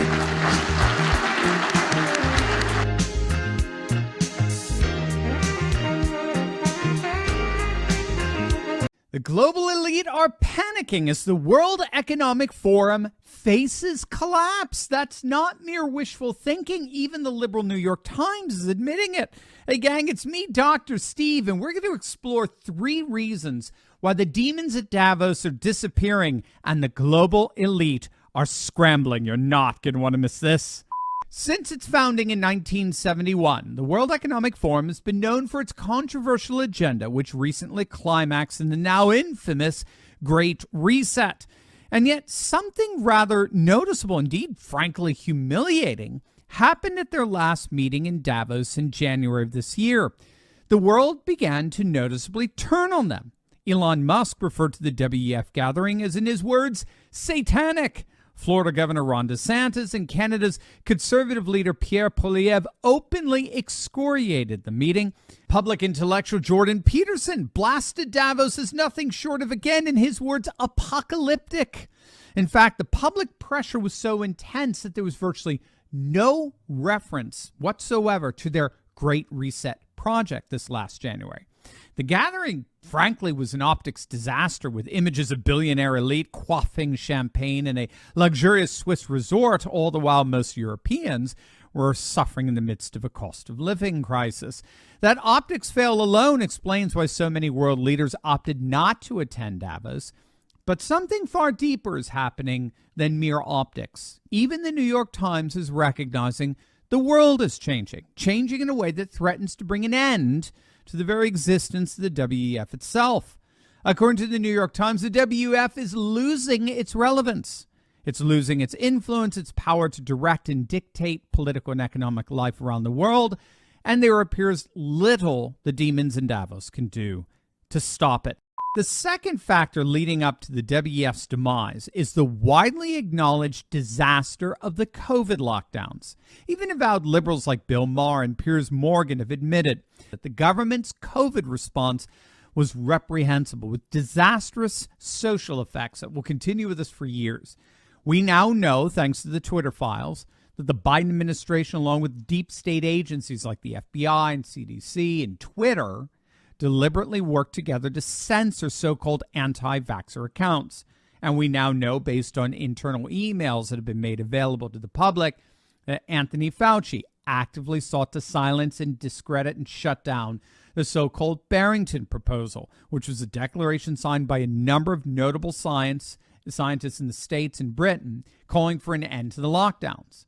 Instead of the Barrington proposal, Fauci and others deliberately implemented a national lockdown modeled after China's draconian response. And as a result of that now widely recognized disaster, the social credit system that the WEF wants to implement throughout the West to comply with its ESG guidelines is increasingly being met with staunch resistance. But it's not just the West. Think of Sri Lanka. I mean, a couple of years back, their new president dove headfirst into the WEF and imposed a radical green policy on their nation. Leaders wanted Sri Lanka to be the world's first 100% organic country. They banned any kind of chemical in their fertilizer. They implemented all kinds of green-inspired lockdowns, restrictions in their food production. And it didn't take long for the obvious result to become clear. Their food production collapsed, and the nation descended to the brink of starvation and political chaos. And the world increasingly wants little to do with the radically restrictive and tyrannical policies of the demons at Davos. The third factor leading to the WEF's demise is the loss in confidence in central banks. The WEF and central banks are currently collaborating on instituting digital currencies as part of the WEF's platform of collaboration between central banks, policymakers, and stakeholders. And again, like we saw in Sri Lanka, confidence in central banks is eroding literally everywhere within the WEF sphere of influence, significantly hampering that influence. The rise in inflation, along with the related current banking crisis, are both contributing to what scholars call a crisis of legitimacy, where populations increasingly no longer trust the central banks and their centralized cooperative platforms like the WEF. In other words, whether it's a new multipolar world, a disastrous COVID lockdown, or an ongoing financial and cost of living crisis via the central banks, the world is officially turning away from the demons in Davos. And none other than Klaus Schwab himself admitted this. Back in 2017, shortly after Trump won the presidency and the Brexit referendum was passed to leave the EU, Schwab admitted that the globalist world order, the liberal international order that the WEF helped orchestrate and manage, was completely unraveling. He has since been warning his fellow globalists that they're going to have to reimagine globalization in such a way that will be more palatable for a far more nationalist, populist, and civilizationalist world. But given those civilizationalist and nationalist and economic trends, it looks increasingly likely that the rise of this new world will find little room for the likes of the WEF at all. One of the features of this fourth industrial revolution is that it doesn't change what we are doing, but it changes us. The very idea of human being some sort of natural concept is really going to change. Up until now, the conversation we've been having is around freedom of speech. Once we can access people's thoughts and access people's emotion. The focus, as all of you know, today is on what's now called the Internet of Bodies, involving medical implants and other kinds of devices that go inside your body and all together with the Internet as a whole comprise the Internet of Bodies. The Internet of Bodies, or IOB, is actually an ecosystem. It's a bunch of devices that are connected to the Internet that contain software and that either collect personal health data about you or can alter the body's function. We think of the Internet of Bodies as this collection of all these devices as well as all the data that the devices are gathering about you. And in healthcare, it's Internet of Bodies has been around for quite a while. So the Internet of Bodies, imagine the power of AI. What is artificial intelligence? It's a way to automate computation and cognition. So we can now automate learning, perceiving, doing computation. It's a pervasive general purpose technology that will be used in all of our industries, that will come into our professional networks, our private networks, our schools, our industries and our offices. What I wanted to epitomize with the Internet of Bodies is this notion that we will be under assessment, we will be under measure of computation in every aspect of our lives in the future. From what you eat, who you date, what you buy on the internet, how much energy you use, but also what are your vital signs, how well are you doing in terms of health, what kind of specific genetic quirks do you have, what's your genome telling about your health, about your mental health, about how well you are doing, how well you are aging, what kind of disease you are susceptible to. It has a bit of an Orwellian twinge to it. Well, Premier Li is the ex-premier of the People's Republic of China and a member of the Chinese Communist Party's Central Committee Politburo Standing Committee. Premier Li has a distinguished career in public service, having led the economic and social development of 3 major provinces, Zhejiang, Jiangsu, and Shanghai. He has also been instrumental in opening up China's capital market, attracting foreign investment and innovation, and creating new urban areas to address land scarcity. Premier Li took his office this March at China's National People's Congress at a critical moment when China adopted new COVID control measures and started to boost economic development, social dynamism and international cooperation. Dans ce nouveau monde, on doit accepter une transparence, et je dirais même une transparence totale. Tout va être transparent.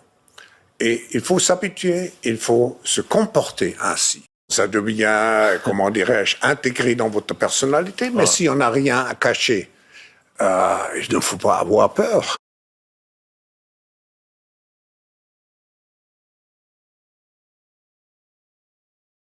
We meet for the 20th. I hope I will have the pleasure still to be invited for the meeting. When we meet for the 20th Governance Summit, you will use the app like Uber, but not anymore to call some driver, but automatically guided car, a self-driven car, will come to your hotel or wherever you are and will bring you to the airport. No, Los Angeles is one of the cities with the heaviest traffic, who told me in 2030 Los Angeles will be private car driven free.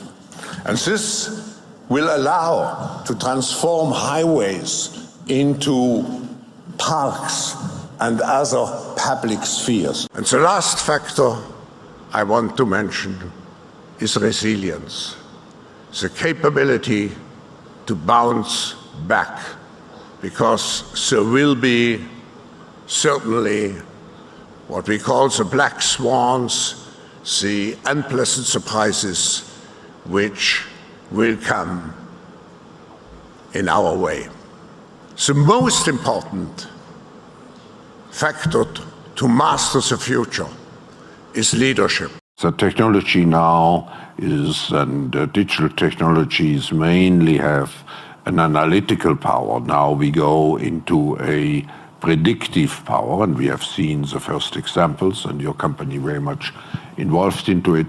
But then the next step could be to go into a prescriptive mode, which means you do not even have to have elections anymore, because you can already predict, and afterwards you can say, why do we need elections? Because we know what the result will be. Ich glaube, die Zukunft liegt in der Intelligenz, das heißt in der Digitalisierung, Umweltfreundlichkeit und Vernetzung. Lassen Sie mich kurz auf diese Themen eingehen. Der erste Punkt ist smart bzw. digital, und insbesondere beim Einsatz künstlicher Intelligenz müssen wir vorsichtig sein. Wir denken daher nicht in unterschiedlichen Stadien der industriellen Entwicklung. Und jetzt sehen wir, dass die Asian-Länder ihren Schwerpunkt auf die Fertigung legen und sagen: Nein, künstliche Intelligenz und all diese Technologien der fossilen industriellen Revolution werden der nächste Schritt sein. Der Erfolg liegt auf jeden Fall in der Kombination der besten Produktionskapazitäten, zu denen heute übrigens zu einem großen Teil auch künstliche Intelligenz gehört. Wenn wir von grüner Ökonomie sprechen, fühlen sich die Menschen dazu verpflichtet, unsere Natur in gutem Zustand zu halten und den Klimawandel zu bekämpfen.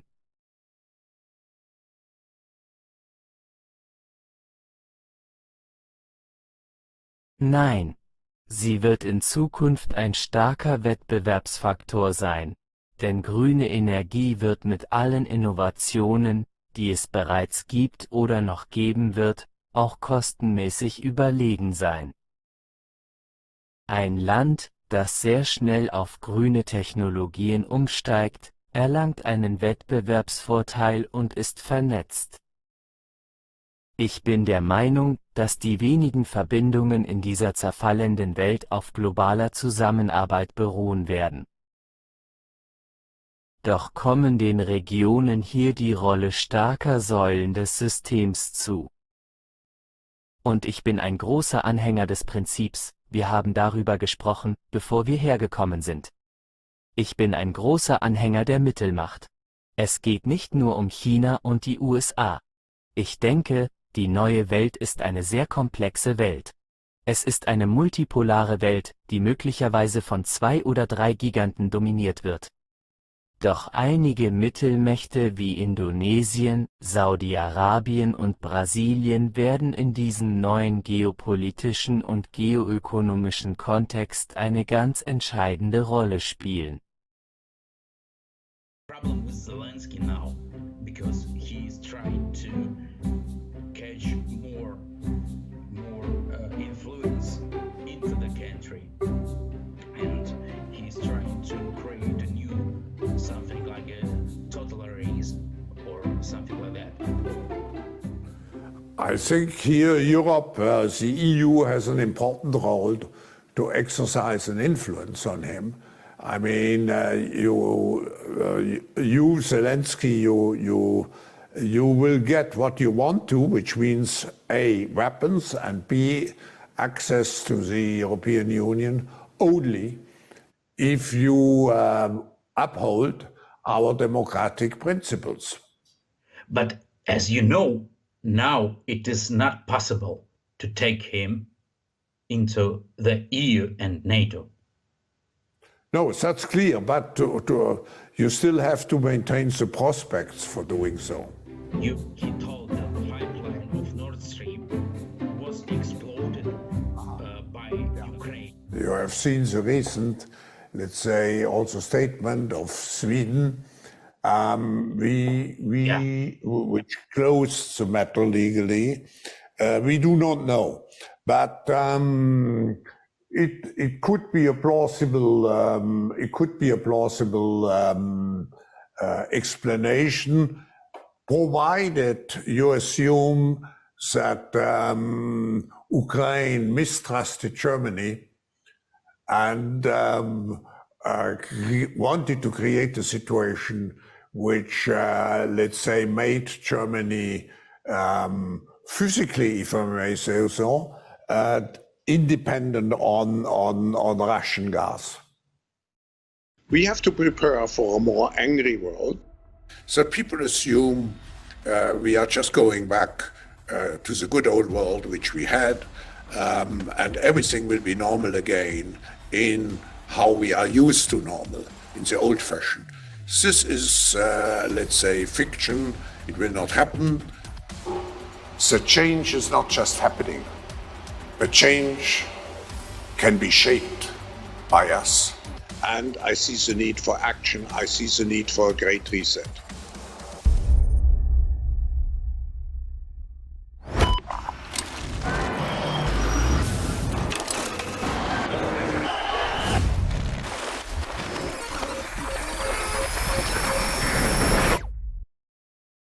Der Great Reset ist der Versuch der Hochfinanz, das Ende des aktuellen Finanzzyklus kontrolliert in die gewünschten Bahnen zu lenken. Bedeutet noch mehr Macht, noch mehr Reichtum für eine kleine, superreiche Milliardärsklicke und totale Enteignung der Masse, 99,9% der Menschheit.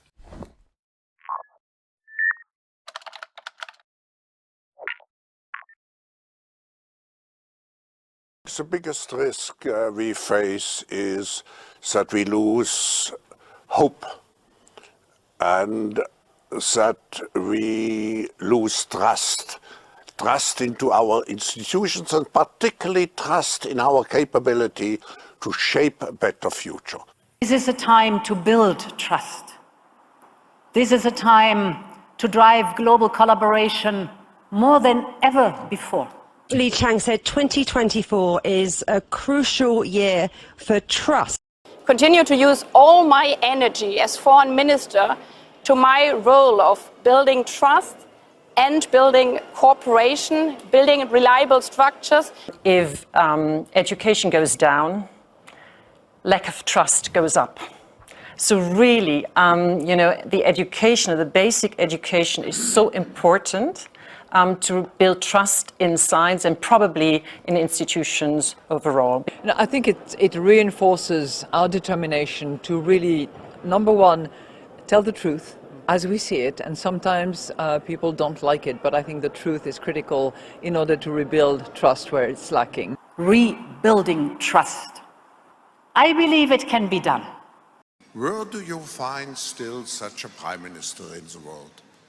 You find it in the Netherlands, and it's Mark Rutte. We should not underestimate the significant role the Netherlands is playing on the international scene. You are one of the big donors. You are at the forefront in terms of cybersecurity, of food security, water, gender, and so on. But I was told by an authoritative source, you are also probably the best looking prime minister in Europe. You are a compass man, someone who has clear values, who follows his values, so you are a real statesman.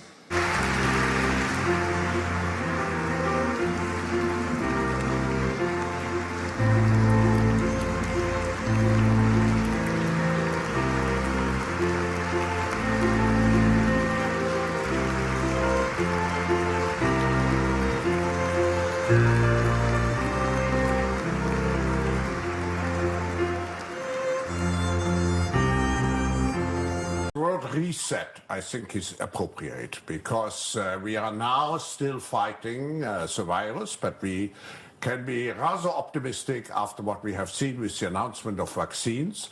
Now We have to think how to structure, how to design the post-corona era. And here, of course, the word reset comes to my mind, because one thing is clear. We cannot come back to the old normal. We have to use this opportunity, as our parents and grandparents have done after the World War II, to really reflect on what went wrong and what could we do better. What is your priority when you would, if you could, initiate this reset?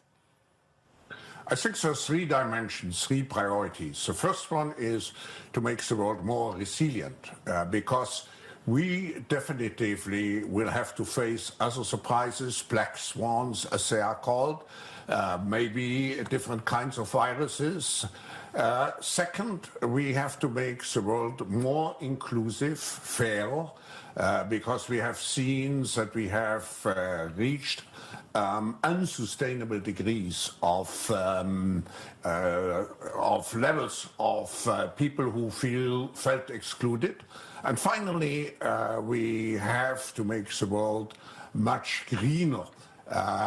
We finally have to put all our energy behind the decarbonization in order to avoid a major catastrophe in the future. Dans ce nouveau monde, on doit accepter une transparence, et je dirais même une transparence totale. Tout va être transparent. Et il faut s'habituer, il faut se comporter ainsi. Ça devient, comment dirais-je, intégré dans votre personnalité, mais si on n'a rien à cacher, il ne faut pas avoir peur. I've worked on climate change for 25 years. I worked on climate change since 73. I worked on climate change since 73. In 1977, the worst winter in a century struck the United States. Arctic cold gripped the Midwest for weeks on end. Great blizzards paralyzed cities of the Northeast. One desperate night in Buffalo, 8 people froze to death in marooned cars. Pat Bushnell was on the road that night. Traffic just absolutely stopped. I was afraid of being stuck in the car all night long with the cold and the wind, running out of gas, and then what? I think that if we had to go through a real bad winter, just like we just went through, I think we'd have to think about moving someplace else. Move where? The brutal Buffalo winter might become common all over the United States. Climate experts believe the next ice age is on its way. According to recent evidence, it could come sooner than anyone had expected. At weather stations in the far north, temperatures have been dropping for 30 years. Seacoasts, long free of summer ice, are now blocked year-round. According to some climatologists, within a lifetime, we might be living in the next ice age. I worked on climate change since 73. So you just to tell you, because I I was the person who gave the Club of Rome the first big platform. I share with you the concern, and I think we can solve those issues only if we repair our global architecture and our global system. Everybody would agree we never have lived in such turbulent times. There are deep transformations happening, and I just want to mention 4. And those 4 transformations are conflating, which means each transformation is influencing the other ones. The first one, of course, is the transformation or transition from a unipolar, stable world to a multipolar, very unstable, very conflictual world. The second transformation is the need to move into a green world. And I'm speaking here not only about climate change, I'm speaking here about a new relationship with nature, preserving our oceans, preserving soil, preserving our forests. The third transformation which is happening is certainly what I would call the technological, the intelligent transformation. We are moving from the industrial world into the intelligent world. And the Global Future Councils will help us very much to shape the next annual meeting in Davos, which has the title, actually, of Cooperating for the Intelligent Age. The intelligent age will change what we are doing, how we are living, how we are communicating. It will change government policies, and it will change business models. Meet Oliver Schwab. He is the managing director of the World Economic Forum. His sister, Nicole, is a member of the executive committee for the World Economic Forum. In July of 2021, she said that COVID was a huge opportunity to have their Great Reset. I see it as a tremendous opportunity to have this great reset and to use this huge flows, of money, to use the increased levers that policymakers have today in a way that was not possible before. Their father, Klaus Schwab, is the founder of the World Economic Forum. 7 years ago, he announced plans to start tracking the entire population and merge everyone with a central machine, what he now calls the Great Reset. The Schwab family is working together with other families because that's how Team Evil works. You can call them the Illuminati if you like, but they have no official name, and they are not illuminated. There is no telling how many family bloodlines are involved, but they keep it in the family for 3 main reasons, and they all have to do with power. First, and most simply, as a way to gain and maintain their fortune. Secondly, is to carry out long-term secret objectives. These families use insurance companies and private trusts to protect their own fortune from the fiat debt-based system that they created, and to generate the kind of money needed for a 100-year plan. The older generation outlawed natural medicine, introduced petrochemical pharmaceutical drugs, and polluted the environment. And now the younger generation is here to fix it with their totalitarian Great Reset. It's a multi-generational plan that works because of family loyalty and also because of the third reason why they keep it in the family: trauma-based mind control. Most victims of the CIA's trauma-based mind control program, MK Ultra, have come from families with a history of child abuse, because multi-generational child abuse makes a child more susceptible to mind control.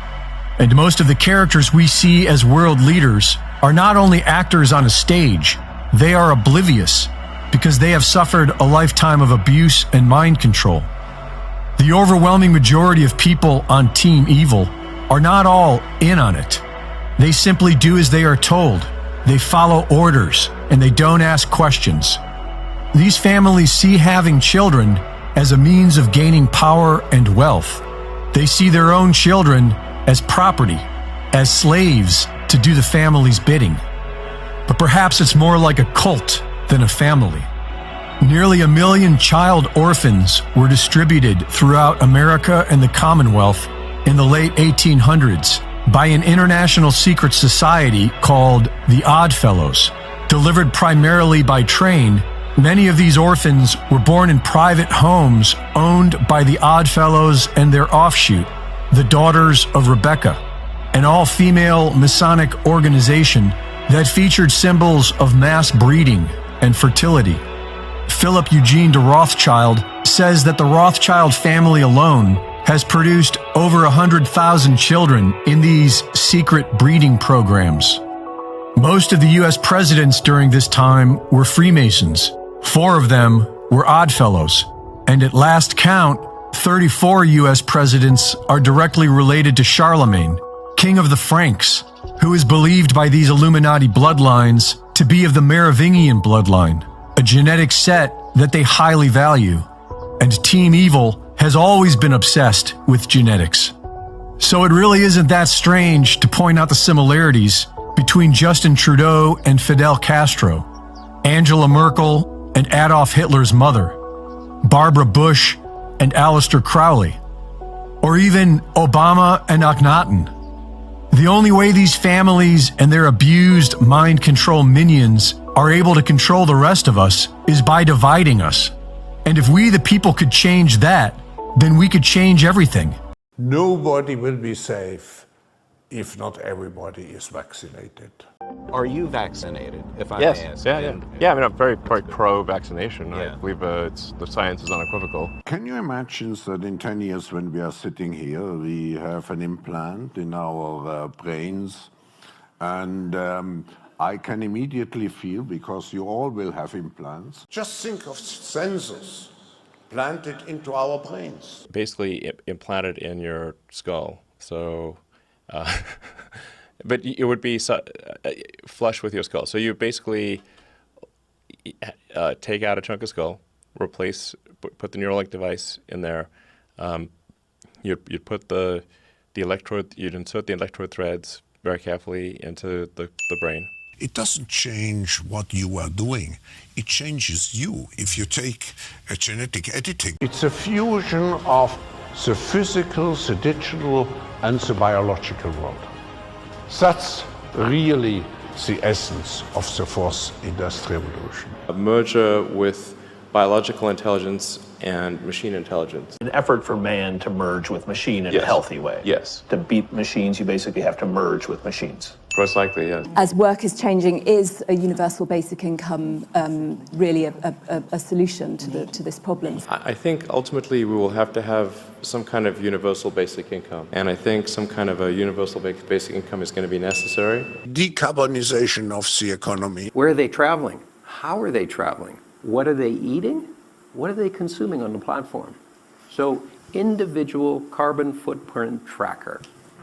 Stay tuned. We don't have it operational yet, but this is something that we're working on. I mean, my top recommendation, honestly, would be just to have a carbon tax. This global reset is necessary. We do not yet know the full extent and the systemic and structural changes which will happen. However, we do know that global energy systems, food systems, and supply chains will be deeply affected.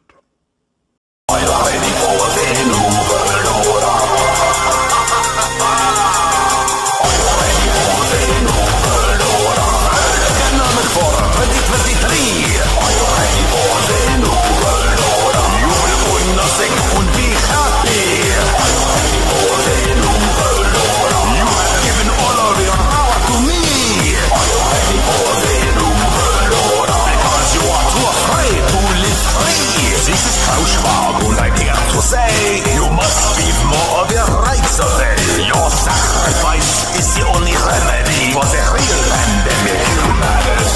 We must prepare for an angrier world as Agenda 2030 is unfurled. You will eat the bomb sitting in the metaverse. You will comply, and it will get worse. Are you ready for the new world order? Human rights or border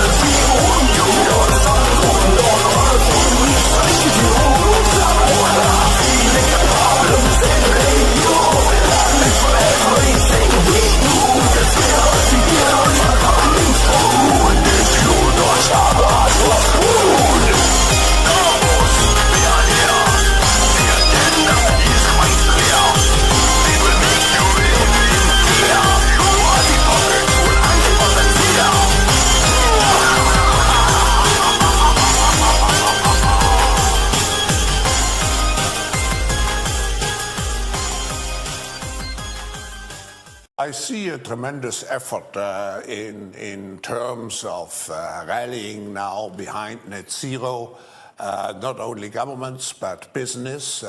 We have a number of initiatives at the World Economic Forum. For example, we work sector by sector how to decarbonize those industries. So there is an awareness now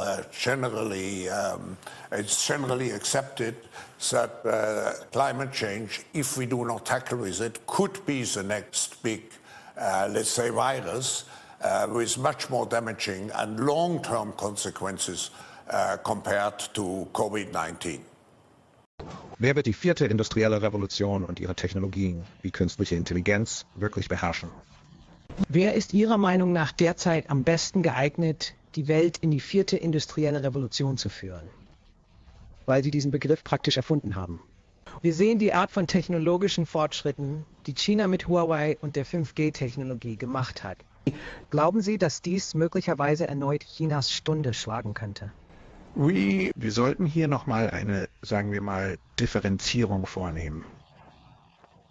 Auf der einen Seite haben wir Staatskapitalismus, auf der anderen Seite haben wir Aktionärs- oder Privatkapitalismus. Es handelt sich also um einen Zusammenprall zweier Systeme. Ich glaube, dass der Staatskapitalismus kurzfristig gewisse Vorteile bietet, weil man viele Ressourcen konzentriert mobilisieren kann, um ein bestimmtes Ziel zu erreichen.